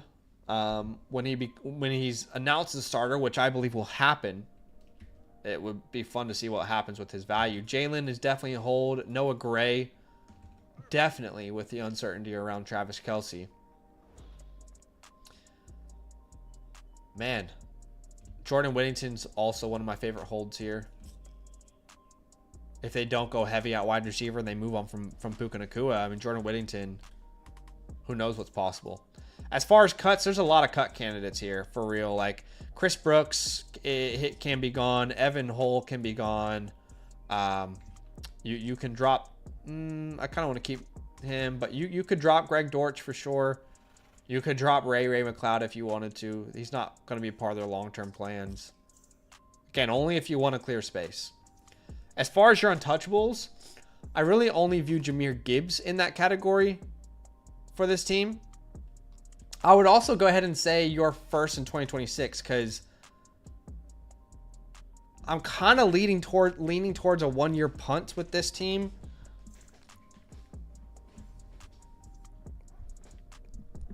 Yeah, I mean, I'll be honest, man. I struggle to see us, like with the draft capital that we have, I struggle to see us really fixing all the issues with this team in a start 11. I mean, let's think about the starting lineup right now. Stroud, McCarthy, Gibbs, Jacobs. That's not bad to start off that way. But then we have to say Devonta Smith, Jalen McMillan, Cole Kmet, and now we still have to start four more names. Right? Who are those 4 more names? Is it Dell, Hollywood, Noah Gray, Jerome Ford? I don't know. So personally, I would lean towards a 1-year punt with this team. I don't think you have the current assets to really put this team in a contending window. And I certainly don't believe you're going to really win a championship this year. I could be wrong, but I just don't feel like you're ready to compete. This might lead me towards maybe selling our only untouchable asset in Jahmyr Gibbs. So even though he'll be on the... And by the way, you don't have to, right? We can slow play this rebuild. We can keep Gibbs and Jacobs, and then at the 105, we can try and grab Luther Burden or another running back. But no matter how you slice this cake, you got no starting tight end. You've got no flexible names at all. And I think the wiggle room for this team right now is to tear down from Gibbs or to sell Gibbs entirely to try and build some sort of future for this team, especially in a start 11. Nobody wants to move Jahmyr Gibbs. I don't want to move Jahmyr Gibbs, but I almost feel like you need to, given your current team's condition. Dane says, snag JJ with the 107 in the last draft, was also my first ever Dynasty team, so it's rough. It's okay. So again, Dane, if you don't like that direction, I am sorry, but I kind of feel like that is, if I had this team, that would be my goal. It is a 1-year punt.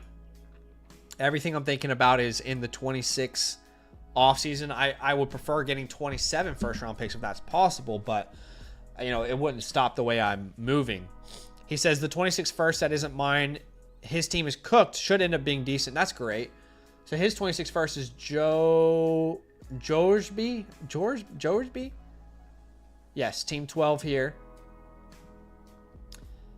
Yeah, he's got no first. And yeah, his team is, wow. He might not even have a starting quarterback too. Yeah, so definitely don't move that pick either, by the way, if we're talking untouchables. I mean, you might as well go ahead and say your untouchables are actually your first 2 first-round picks next year.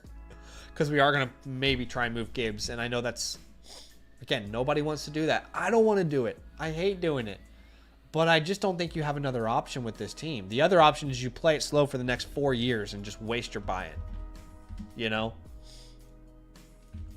Again, just my opinion. I'm coming here for my opinion, and that's where I stand right now. I'll always be honest. I'll always be transparent with you guys. But this team is not in a position right now where I think you can really, you know, think through an ideal outcome without making a move like that. All right, but if you are to stick and pick, you know, you're going to get a good player here, super flex league. Maybe one of those quarterbacks get pushed up the board. But you're going to be in this position. And I should start including the quarterbacks when we talk about these names. But you're really going to be in this position where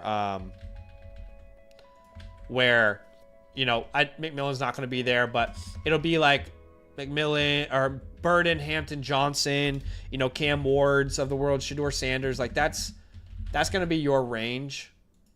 I don't really think you need to go quarterback, especially when, like, personally, I don't have a strong conviction on the quarterback class. But Dane says, I agree, but that hurts.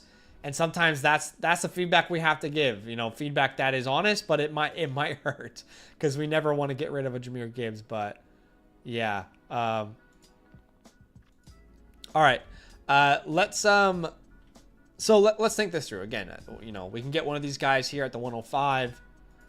And then in the second round, you know, ideally you're in this range that we talked about earlier where, you know, you really are just going best player available of any of these names, right? And then, of course, you know, to be honest, like across the board, even with your first round pick, everything is true best player available. And that will be determined based off of rankings. But I don't do this in general for my teams, but certainly with your team, there's literally no way that that I am willing to part with a draft without going true BPA. Right? Okay, so let's think about this for a second here. Let's start with the Jahmyr Gibbs route. All right, again, nobody wants to sell Jahmyr Gibbs, but in your situation, probably need to. And what ideally you want to do is target a team that's not actually that good, but they think they're a contender. So let's find a team with a bunch of veterans. Let's start from the bottom and go up. Well, this guy, you already have his first round pick. How about Bang Bang Gang? So this might actually be perfect. Does Bang Bang Gang have his 27 first?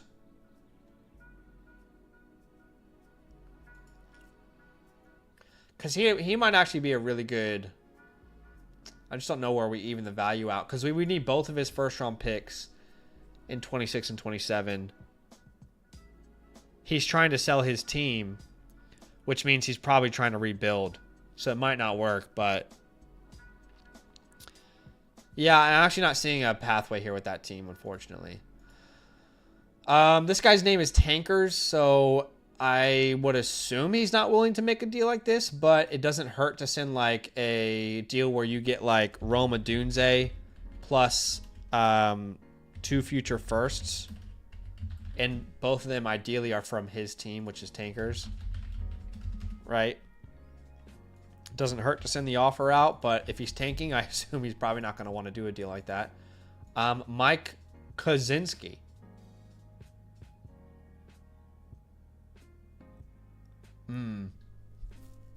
Like in this world, we'd have to do like a JT tear down where we got the 107, a 27 first, JT, and Godwin or something, you know? So it'd be, again, Jonathan Taylor, the 107. Oh. What else did I say there? I can't remember. 26 or 27 first. Plus like a Chris Godwin. And then what you would turn around and do is try and sell JT either now or in season. Right?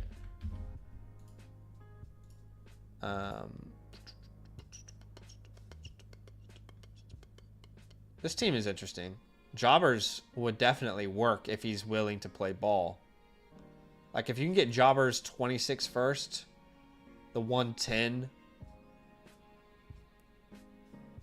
It would have to be all pick values from Jobbers. Again, we said the 110, 26 first, 27 first.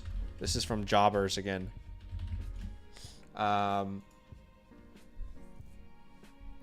And then you'd probably have to... Man, he has no pieces that are interesting at all, does he? Which is makes him ideal to target his seconds, or his firsts. Well, he has another first from Madison Rizzler, so you could just add... Well, that would be 4. You're probably not going to get 4 first. But let's just say like the 202, for example. He has the 202, right? All right. Madison Rizzlers, who don't really have any picks. Yeah, I don't think that's possible to work with him.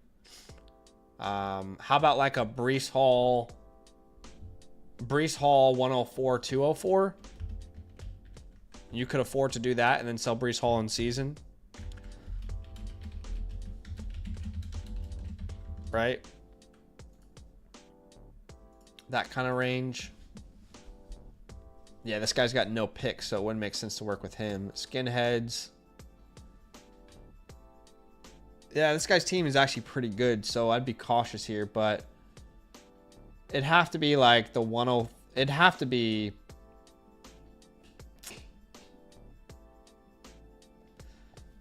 It'd have to be like the 106 and 2 future first or something like that. I mean, could you add a kicker on there like a Ben Sinnott or something? You know what I mean? Something to kind of add the kicker on top. And if you feel like you can get more in these deals, obviously you'll know your league better than anyone else. The other option is you try and get like the 101 plus. It's like the 101 plus London, just as an example, and then you'd have to send something back. And then again, you can either build around London and Genty, or you can, I think your goal is to get as many assets as possible. But if you sent like, let's say Gibbs and like what, your 205 or something, I don't know. I'm not even sure if that's probably not even possible. I don't think that one's going to work. But those are all legitimate options for you. You really just need a trade with Gibbs that kind of sparks, you know, your team, gives you some excitement in the future. And then I want to be very clear when I say this next part. This is an in-season trade. Right now, you don't want to sell Josh Jacobs. You can sell Jahmyr Gibbs. His value is already, he's already RB1, right? But Josh Jacobs is one of those veterans who probably gains more value in season. So let's say you're in season, it's the first 6 weeks, and Josh Jacobs is like the RB6 or something.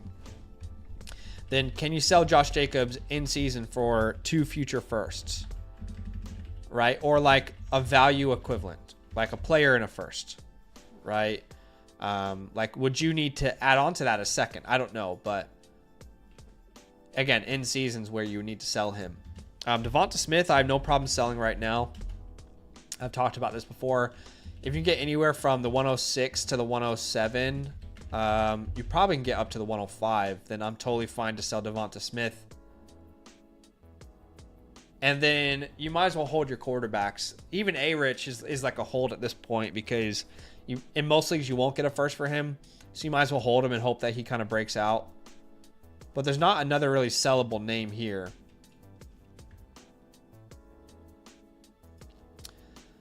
There's not really another sellable name on the roster, to be honest. Again, we don't want to sell these quarterbacks.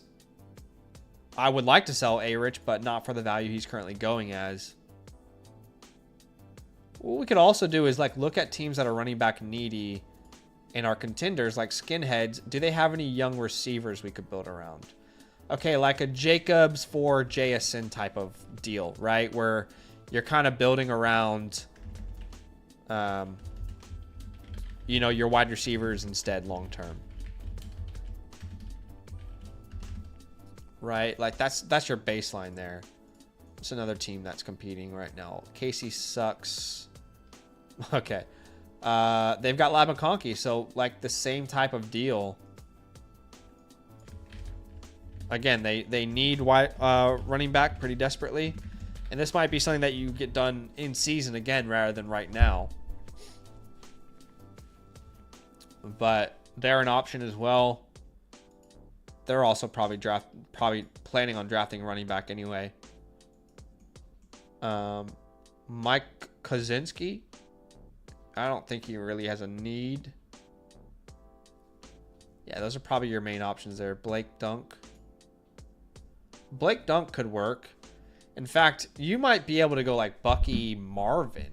Actually, that's another creative one we could talk about for Gibbs. Jahmyr Gibbs, Bucky Irving plus Marvin Harrison. What's the other plus? Does he have a first? That actually would be perfect if he did. I don't know. He doesn't have a. Maybe he has a 27 first and I can't see it. If he does, then that would be actually in a really ideal trade. But anyway, those are some of the ideas that I would have. Again, 1 year punt. Jacobs, you want to sell in season. Devonta Smith, I think you can sell right now. You know, anywhere from the 105 to the 107, I'm happy to sell him. Not that you have to, but I'd be fine to do that. Or even if you did like a deal where you did like Devonta Smith plus a second. Now, it doesn't have to be your second if you get someone else's. But you could do Devonta Smith in a second for 2 future firsts. Right? It's a good time to sell him off the Super Bowl as well. But yeah, Dane, please let me know if there's anything I didn't cover there, my friend. I know, again, probably not exactly what you wanted to hear. But it is my honest feedback. I really love the idea of the Roma Dunze deal for Jahmyr Gibbs. That Bucky Irving deal, if possible, would be so beautiful. Again, turning Jacobs into like one of these names like a Lab McConkey or a JSN is obviously ideal. And then I'm fine to sell Devonta Smith considering we're going 1 year punt. Dane says, you pretty much told me what I thought. Okay, good to know. Yeah. You know, it's never fun to say, hey, your team's not in a position where you're really going to compete. But it's sometimes what you need to hear. You know, when you're like a little bit indecisive, which I've been with teams before. But I definitely enjoyed this team review. I'm sorry if it wasn't more positive, but it is honest. And again, if you have any last minute questions, let me know, my friend. I'm here to help. We will go to Fear Thy Neighbors next here.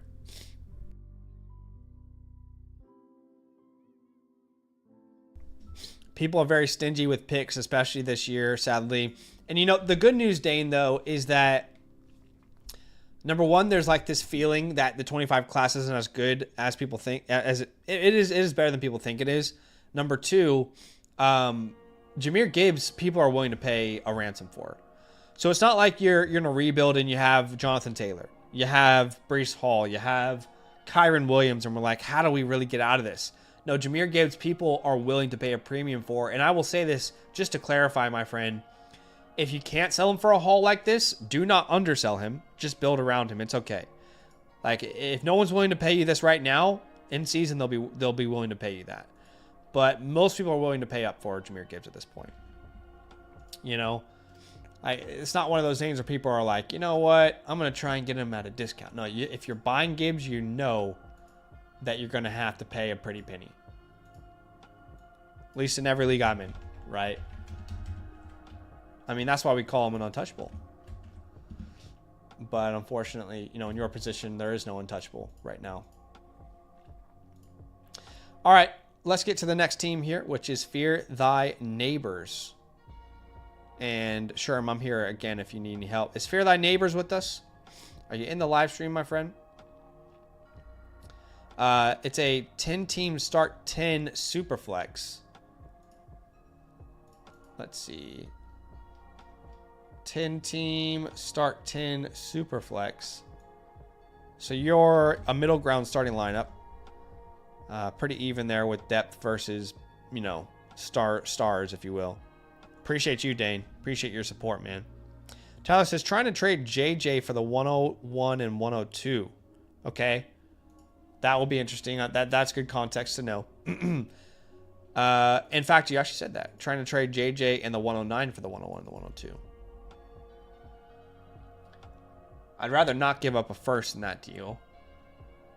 Because I think you don't need to. I think you probably would give a second at most in a deal like that. But your team name is Fear Thy Neighbors. Again, 10 teams start 10. Middle ground here. Draft capital, we've got the 104, 107, 109. And do you have all of your picks in 27? Or have you moved your 27 picks as well? Because there's at least you have your first in 2026. That's really what matters, honestly. The game with the 101, 102 doesn't want to trade either at all. Yeah, and sometimes that's just the reality. People don't want to trade those picks. Well, what's probably happening is the person who has those picks is a rebuilding team. So they probably don't see a reason to trade it. Okay, all 27 picks and 2 extra thirds. Okay. So we've got Josh Allen, Bo Nix. By the way, first off, you're ranked number 1 in my rankings, which is a good start here. But you've got Josh Allen, Bo Nix, Caleb Williams. It's a fantastic quarterback room. That is an A+ quarterback room. You've got Bucky Irving. Well, in my mind, people don't like Bo Nix, but I do. Bucky Irving, nothing else really. Then at wide receiver, you are stacked with Jefferson, Neighbors, Thomas, Rice, Harrison. Wow. Yeah, 5 top 12 wide receivers in my rankings. And then at tight end, I mean, yeah. You know, tight end, it is what it is. Good amount of draft capital, still 3 picks this year. Just confirm with me those picks are correct. But yeah, I mean, I don't even feel like you need to trade Jefferson, to be honest. Let's think through the starting lineup. Allen, Nix, Bucky, whoever you drafted at the 104. Jefferson, Neighbors, Ingram for now. And then we have 3 more starters, which would be Brian, Rice, Marvin. I mean, that is already very, very impressive. Who knows what happens at the 107, the 109? I mean, maybe you get a Colson Love and a Tyler Warren there. Yeah, I kind of agree with Evie that I would kind of go the rookie running back route here. I mean, look, if you could sell Jefferson for the 101 and the 102, you go Genty and then Tet. It's hard to debate that. So, like, again, oh, this is Sherms. Let me get your playbook or your chalkboard up here. So again, like, look, if you are to sell Jefferson, then, yeah, I think the 101 plus the 102, maybe you send them Jonathan Brooks or something, and the 308 or something, but I don't think you really should overpay to do that, especially in a 10-team league. I mean, you've already got what we all know is a Hall of Fame player. In a 10-teamer, those guys really make the difference for your roster. But let's just play out this hypothetical world first, and then we can talk about other options. But at the 104, you're going to be in that range to draft one of these running backs that we love. Let's just say it's Henderson for now, right? At the 107, is it that you have yet? You'll come back, and you don't really need to hit on quarterback here. I'm not a big fan of the class anyway. But I mean, let's say you went Hampton here and then Henderson here. That's a beautiful start. You know what's awesome about this class is it perfectly fits the needs of your team. You look at this class and it just, like a glove, fits all the needs of your team. It really does. I mean, you go Warren here or Loveland, whatever tickles your pickle, And then the 204, you're in kind of that range again where Matthew Golden probably isn't available, but you get one of those guys, true BPA in the 3rd round. Right. And that's going to be a good haul on its own. I mean, maybe you grab a Dylan Sampson here later on. I don't know. But that haul on its own with those rookies is going to fix a lot of your needs anyway. You'll add Hampton, Henderson, Sampson to a running back room that already has Bucky Irving. Those guys alone might help you win the championship this year. But you've also going to be able to add Tyler Warren or Colson Love into a tighter room that desperately needs it. So I am a huge fan of the draft picks that you already have. But we can look at the option of selling them. I'm so sorry, guys. I am solo dolo. Tyler, give me like 5 minutes. Someone's at the door right now, and I'm on my own on the stream, but also here on my own at home. I'll be back in 5 minutes. I promise you. I'm so sorry, Tyler.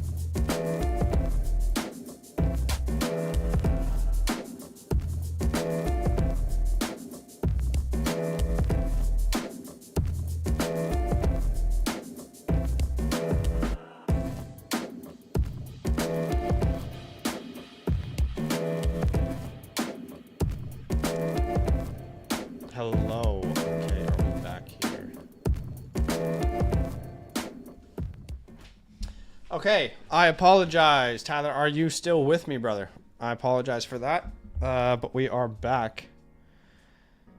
And, okay. So, again, we've talked through some of these scenarios. We talked about the Justin Jefferson trade that you've talked about hypothetically. But, again, just using your draft capital, I think you're in a very good position. Today, as the team stands, you're already the best team in your league. It's not even that close, to be honest.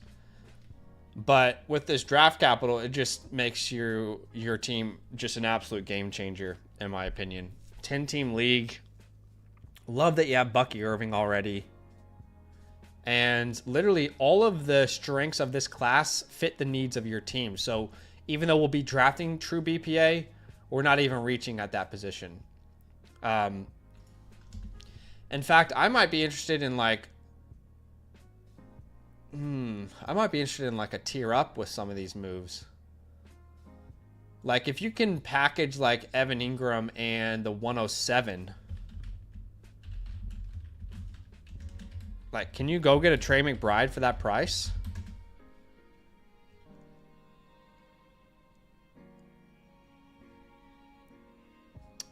But to be honest, like full transparency, you might as well just hold and draft one of these tight ends. This draft is really, honestly, is kind of fit to your team needs like a glove. Yeah, this is an interesting team here.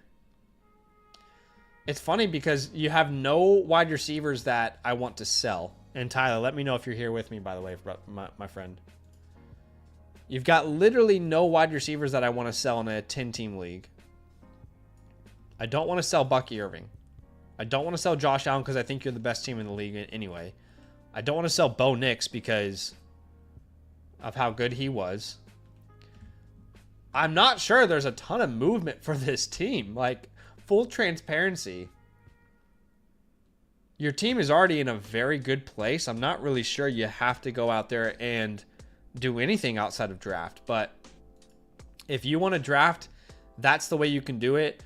The other way is, you can trade for veterans already. If you want to use half of these picks for, the rookie draft and half of them for, let's say you use 2 of them to go out there and trade for a veteran, or you use the 204. Like, we can play out that scenario. At the 104, if you wanted to keep that pick, or sorry, if you wanted to sell that pick, you're in this range where the running backs that you could add would be, you're not far off from like a Saquon Barkley there. You're not far off from a Devon Achane there.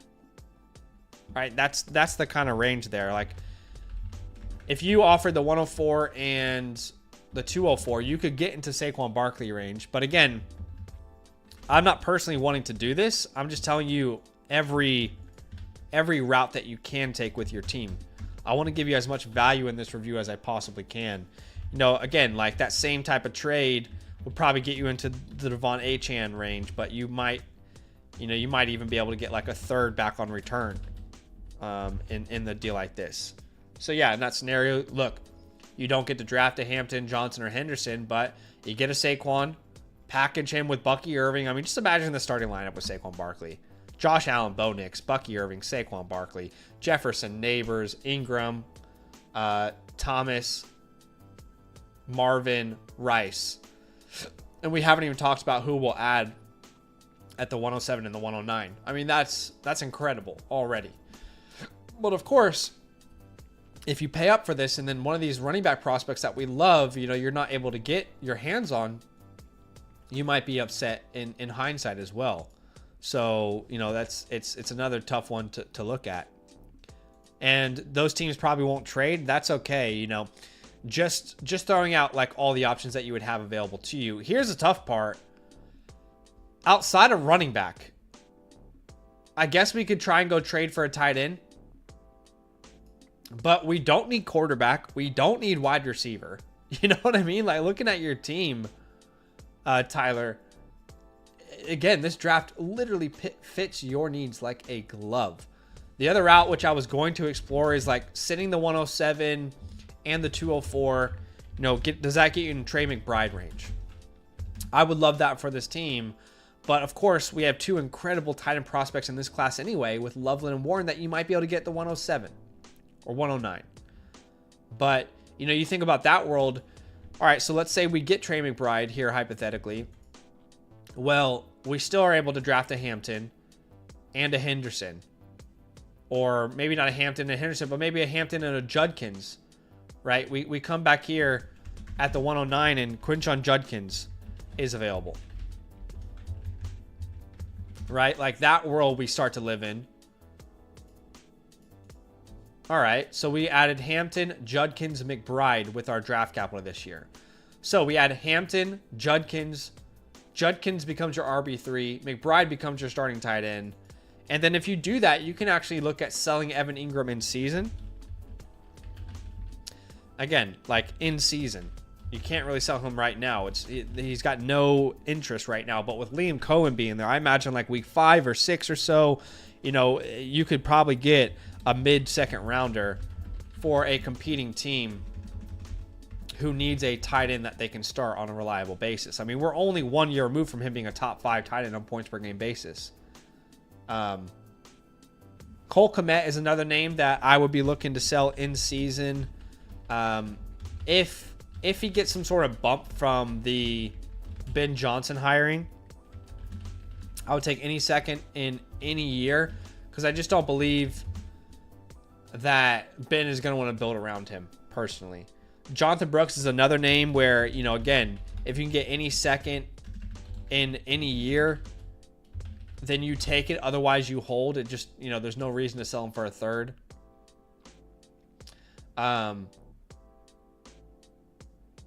But you're honestly, like, your draft picks perfectly fit what you need.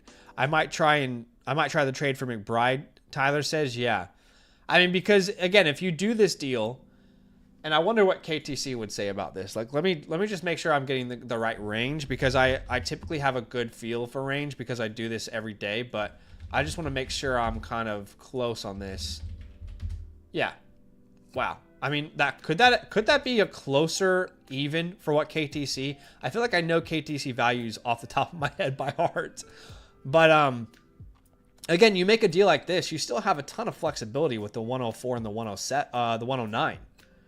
You're still definitely getting a running back we love.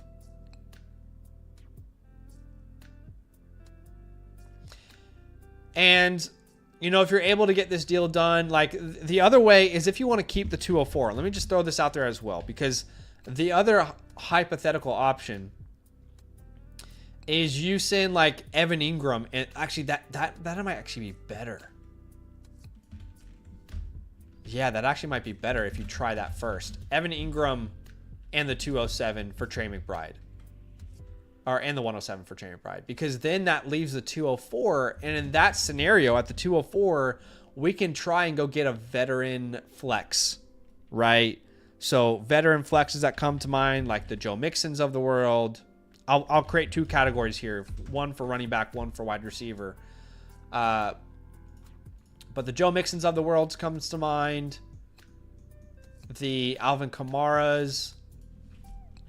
Tyrone Tracy isn't a veteran, but like he's not far off from this category as well.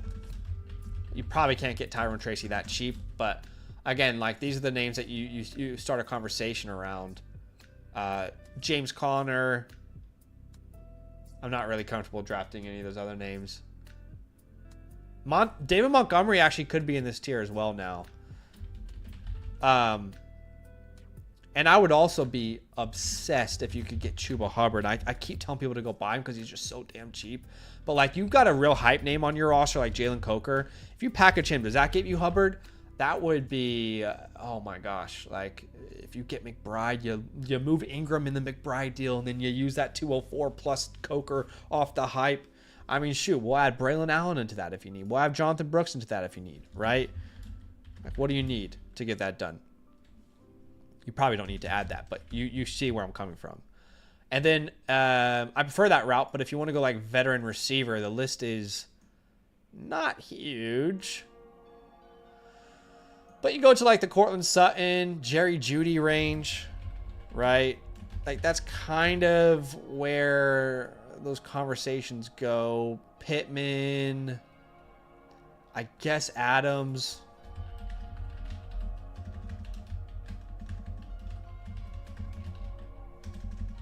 Right? But again, I'm obsessed with like an idea like this. And I would definitely prefer using Ingram in that trade. But this is the kind of route I'd probably take, man. Like, some reviews are more simple than others because, you know, if your ship's already going in the right direction, and I come in and I say, you know what, for the sake of making the review complex, let's try and flip this whole thing around. It's not actually going to be helpful. Like, sometimes the best advice is telling you, hey, you're already positioned very well. You don't need to really screw around with this. But I also don't hate that Jefferson deal, by the way, where you get the 101, the 102, if that's possible. You definitely don't want to add the 109 to this deal in a 10-team league. But, you know, at most you can add the 204 and get that done. But that would give you Genty, Bucky, and you'd still add Tet to Neighbors, Thomas, Rice, Harrison. I mean, that's mental. But I really like this team, man. Like, honestly, I'm kind of jealous of a team like this. I wish I had this team with that kind of draft capital. But, again, let's just play out this world. Okay, so we trade Ingram and the 107 for McBride. Then we go out and get Chuba Hubbard. I mean, we had to add Braylon Allen to that. Jonathan Brooks, I don't know. But we get Chuba Hubbard. All right. Then we spend our 104 and 109 on Hampton and Judkins. So we have added Hampton, Judkins, McBride, and Chuba Hubbard to a team like this. That's nutty professor levels of good offseason. So, Tyler, this is your time to shine, my friend. Please let me know if there's any questions I didn't answer. But I love this team. Untouchables, by the way, for your team, gotta be... you have so many untouchables, it's crazy. Josh Allen, Jefferson, Neighbors, Thomas. You have 4 untouchables. Right? I mean, unless you move Jefferson for like one of these ridiculous deals that we've been talking about. Your holds on this team, to me, Caleb's a hold. Even if you don't need him long term, if he develops with Ben Johnson, you can sell him and, you know, build an even bigger squad. But I would hold Caleb Williams. If you're not going to move Coker, I would hold him. Jordan Whittington's a great hold too, as well as Ben Sinnott. As far as drops, I mean, you can drop Elijah Mitchell if you want. You can drop Jalen Polk if you want. Again, if you want him to clear room. But you don't need to drop any of these guys unless you have that space.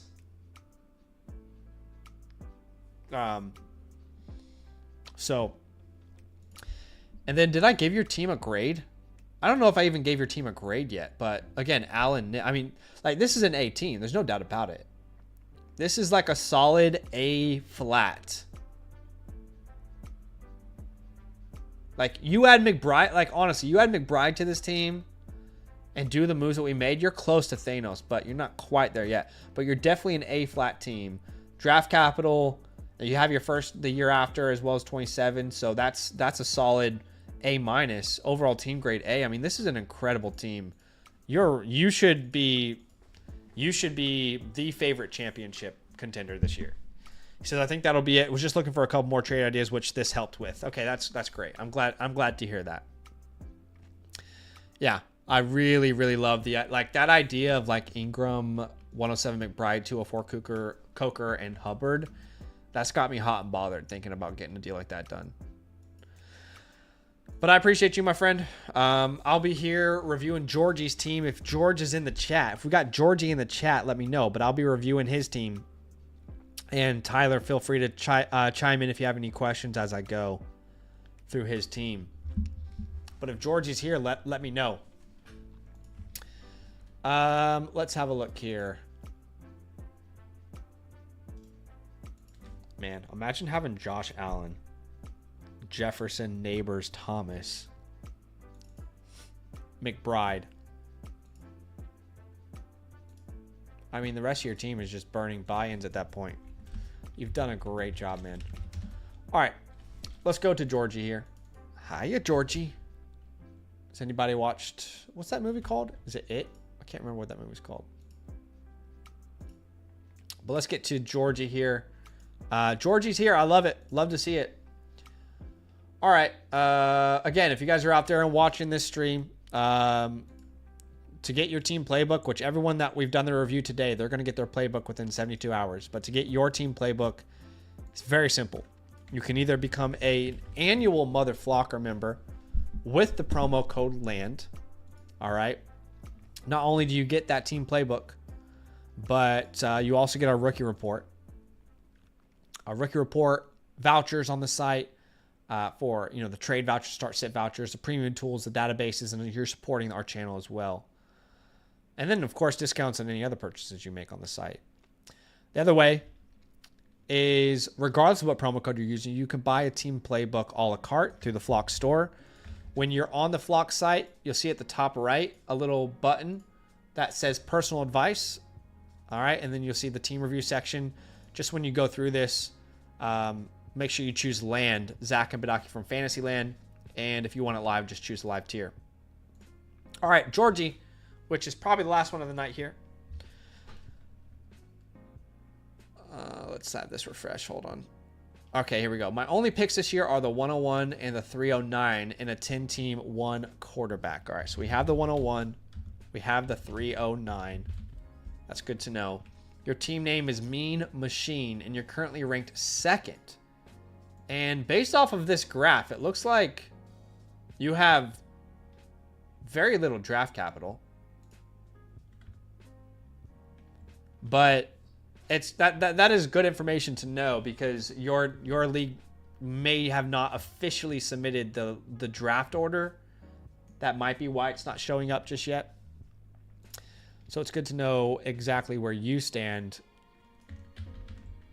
But it's a good sign, obviously, that you are currently ranked 2nd in my rankings out of 10 people in your league. It's a 10-team start 8 PPR. So 10-team start 8, one quarterback. Let's stand for this one. Ooh, you guys ever have like midday, if you're working or like you're hanging out, you start to think about dinner?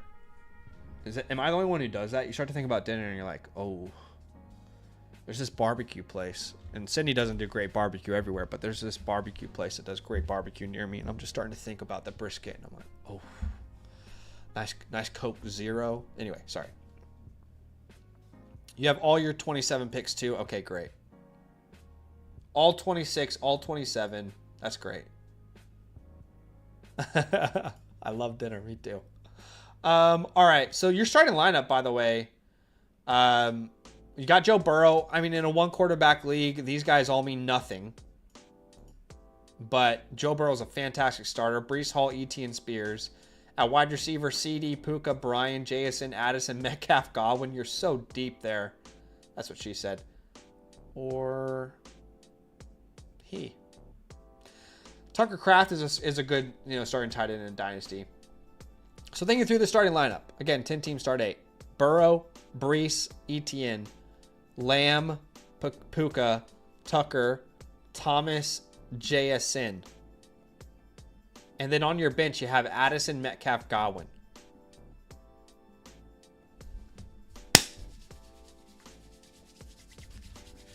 Okay, let's start to cook something up here. First things first, your untouchables, CeeDee Lamb, Puka Nacua, Brian Thomas. You got 3 of them. Your holds, on this team, I'd put Etienne as a hold. You're a strong contender. You might as well wait and see what he becomes.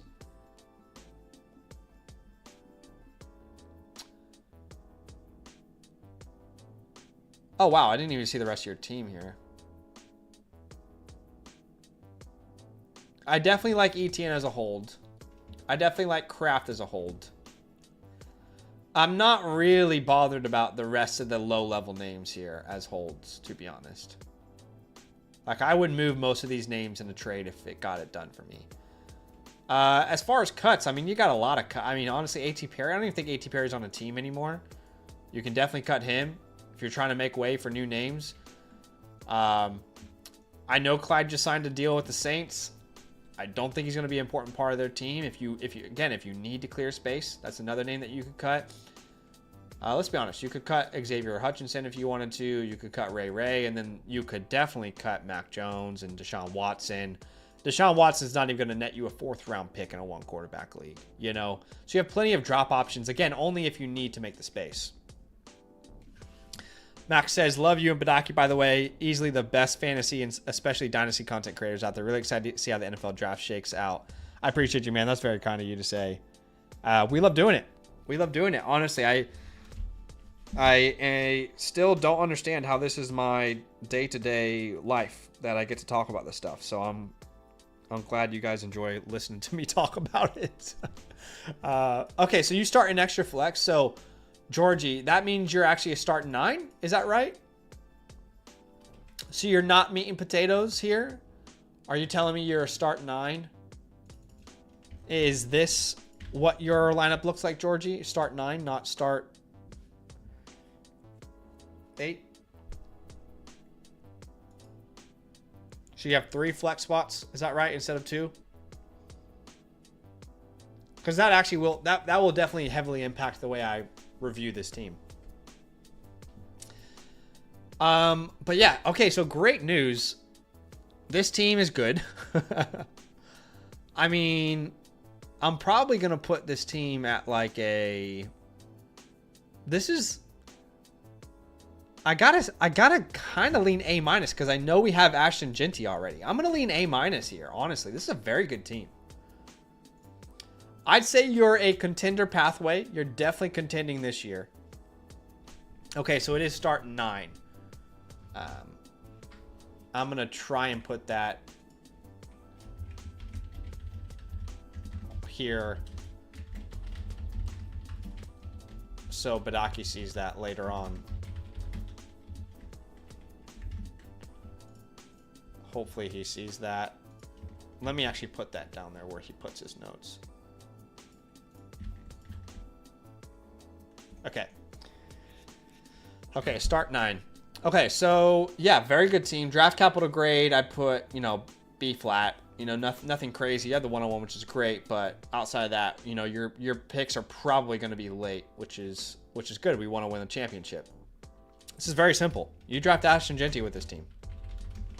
And if you don't draft Ashton Genty, then you trade for a superstar, I'd say a tier 1 running back. That's the only options with this pick. With your team, you are either sending the 101 for Jahmyr Gibbs, you're either sending the 101 for Bijan Robinson, or you are drafting Ashton Genty.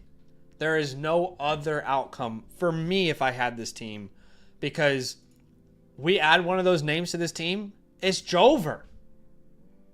Our starting lineup: Burrow, Breece Hall, Ashton Genty, CeeDee Lamb, Puka Nacua, Tucker Kraft, and then we can start 3 more names in the flex: Brian Thomas, JSN, and one of Addison, Metcalf, or Godwin. I mean, dude, there's no other outcome here. I am not trading this pick for a haul. I'm not trading it for more capital in the future. I'm not trading it for a wide receiver. We don't need a wide receiver. I'm drafting Ashton Genty, or I'm getting Gibbs or Bijan Robinson. That is the only outcome here with this pick. Now, I do think you have the capital to try and upgrade at tight end should you want to do that. For example, if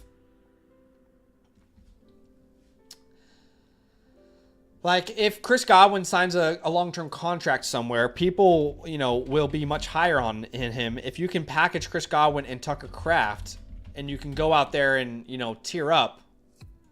To be honest, though, the issue at tight end is that outside the top 2 names, I'm just really not that bothered. Let me see. Let me just get a good gauge here real fast. Yeah. We could get Laporta. Look, I'd be willing to do that. I'm just not I'm not desperately wanting to get this done. I mean, maybe you have to add a future second to this deal, right? I don't know.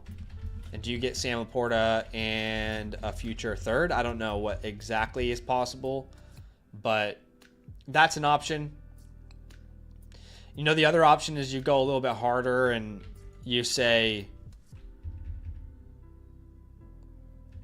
all right, let's assume Godwin signed somewhere. Let's use DK Metcalf and Tucker Kraft, and let's go get Trey McBride, right? Again, if you're wanting to upgrade, I don't think you need to upgrade at tight end. I think you can actually play it out, and there's a really good chance that Tucker Kraft breaks out even further next year without, you know, Christian Watson. But there's also a chance this team goes out and they draft a wide receiver, right? And maybe it's the second round, I don't know. And then there's more competition in this backfield. So tight end is a one area I think you could potentially think about improving. The other thing that you could do is, because you have such incredible depth, you could package like a Metcalf and an Addison and just improve that starting lineup even more, right? So keep in mind, Burrow, Brees, the 101, Lamb, Puka, Kraft, Brian Thomas, JSN. That is our 1, 2, 3, 4, 5, 6, 7, 8. In our 9th, we have 3 eligible names for the 9th round pick, for the 9th right here. I mean, let's say Etienne recovers, right? And Tajay has a bigger one. I mean, there could be even more. But if you package Metcalf and Addison, like, what is possible? What is a possible outcome there? I wonder. And it's a smaller league, so I don't really mind the idea of tiering up, right? But what's a team that's like wide receiver needy, but they have like top end talent? That's what I want to find. So let's go from the bottom. Like, no one here is going to work. AJ Brown is... It'd have to be AJ Brown plus something, actually. It'd have to be like AJ Brown... I don't really know where their picks are, but... Could you do... Oh, what about like AJ Brown, Mark Andrews? What does the chat think about that? I mean, you could even try and get like a pick swap in there. Like Metcalf, Addison the third for AJ Brown, Andrews in a second. I mean, can you do Laporta instead? Can you do Sam Laporta instead there? I don't know. An idea. That's going to instantly make your starting lineup better than anyone's, which it already is.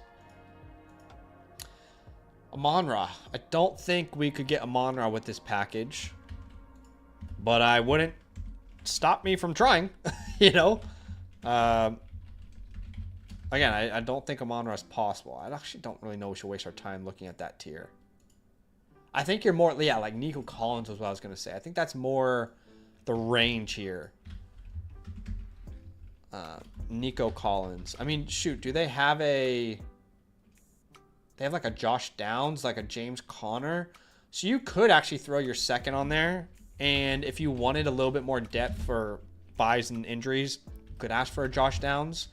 You could try, you know, and add a James Conner there with that second round pick. I mean, I love the idea of tearing up to Nico Collins with this team. The other name is Drake London. I just don't know who has Drake London.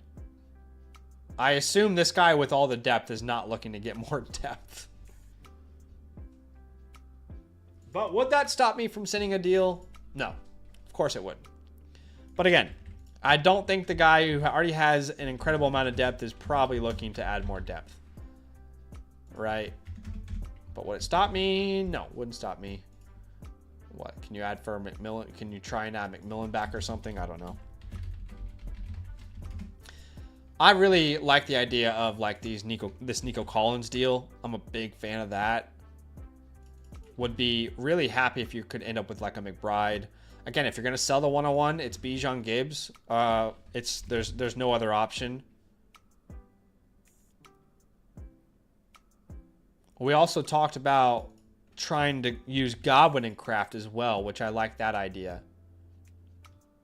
But with your team, with your league being start 9, like you said, but a 1 quarterback 10 team, we really we really don't want to be tearing down much. So you'll see me do that in some trade like suggestions in other teams. Georgie, maybe if you've been watching, but with your team, I don't really want to go down that route. I mean, I wouldn't be opposed to selling Tajay Spears.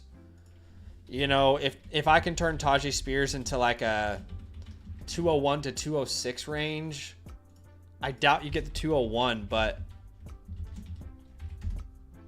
like 206 probably isn't out of the question. Yeah, I mean, maybe you package like Tajay and what, like Rashad Bateman to get you one of those early seconds. And then you can either use that with more flexibility in a tier up, or you can use that to get depth at running back if you want to add to that with this strong class. Outside of that, like, I don't want to move any of these names. I don't want to move Brees with your current team. And in a one quarterback league, Burrow is, you know, you could tear down from Burrow, but not if you want to contend right now, which is what we want to do. I think that's probably the route I would take with your team there, my friend. It's a very good team. You should feel very good about the team that you've built together. I mean, look, there's a reason that when you sort by my rankings, you're ranked second. And if you put yourself head to head with this team here, holy shit, they have Bowers and McBride. Wow, that's insane.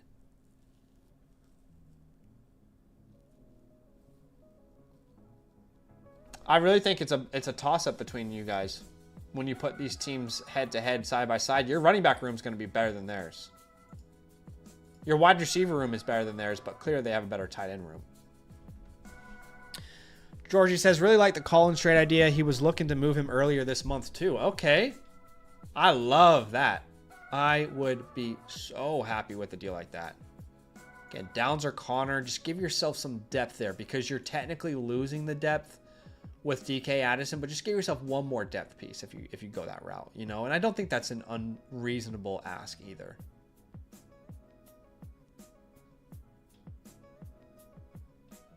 Yeah. That's the route I would take. I'm going to say only Gibbs or Bijan here.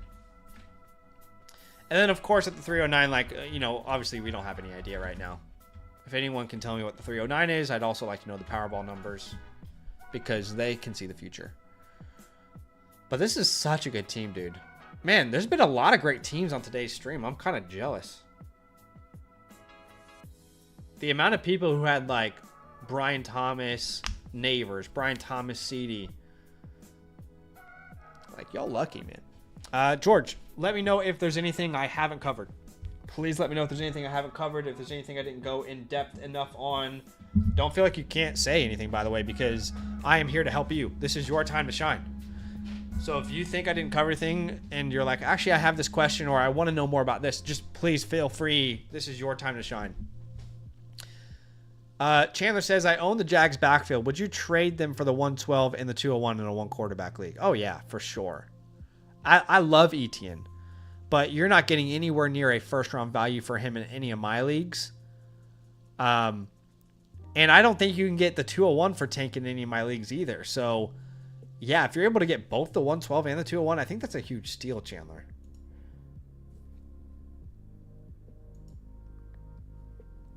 I think that's a monumental W for you, my friend.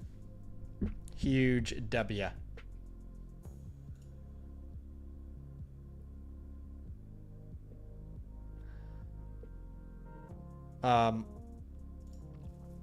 Georgie says, much appreciated. Need some extra trade ideas. I got you, my guy. I got you. I'm glad we were able to help.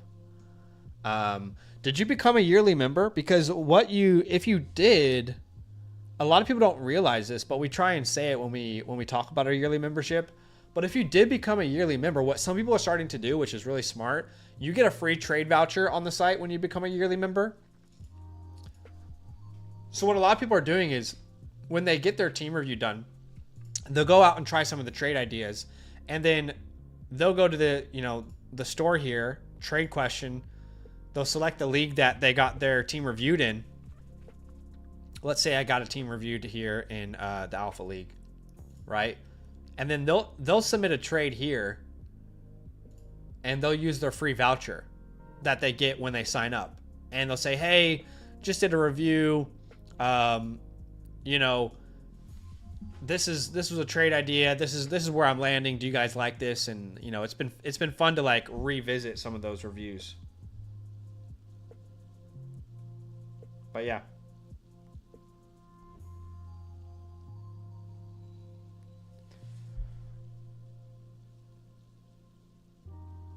I just had an idea. I just had a really good idea. Anyway. Yes, Georgie, take some time here. Let me know if you have any questions. Marvin says you just made a 14-man league trade. What was the trade, my friend? Let me know. But that was fun. That officially clears the queue, by the way, guys. So if you're out there and you want your team reviewed, it's a great time to get that team review in there, because we will be live, I think, either Sunday night or Monday night of next week. And if you get your team review in now, you'll be at the top of the queue, which is absolutely fantastic. But yeah, that should be it for today. I do appreciate you guys big time. And yeah, want to say a huge thank you to y'all. And we'll see you guys here very soon.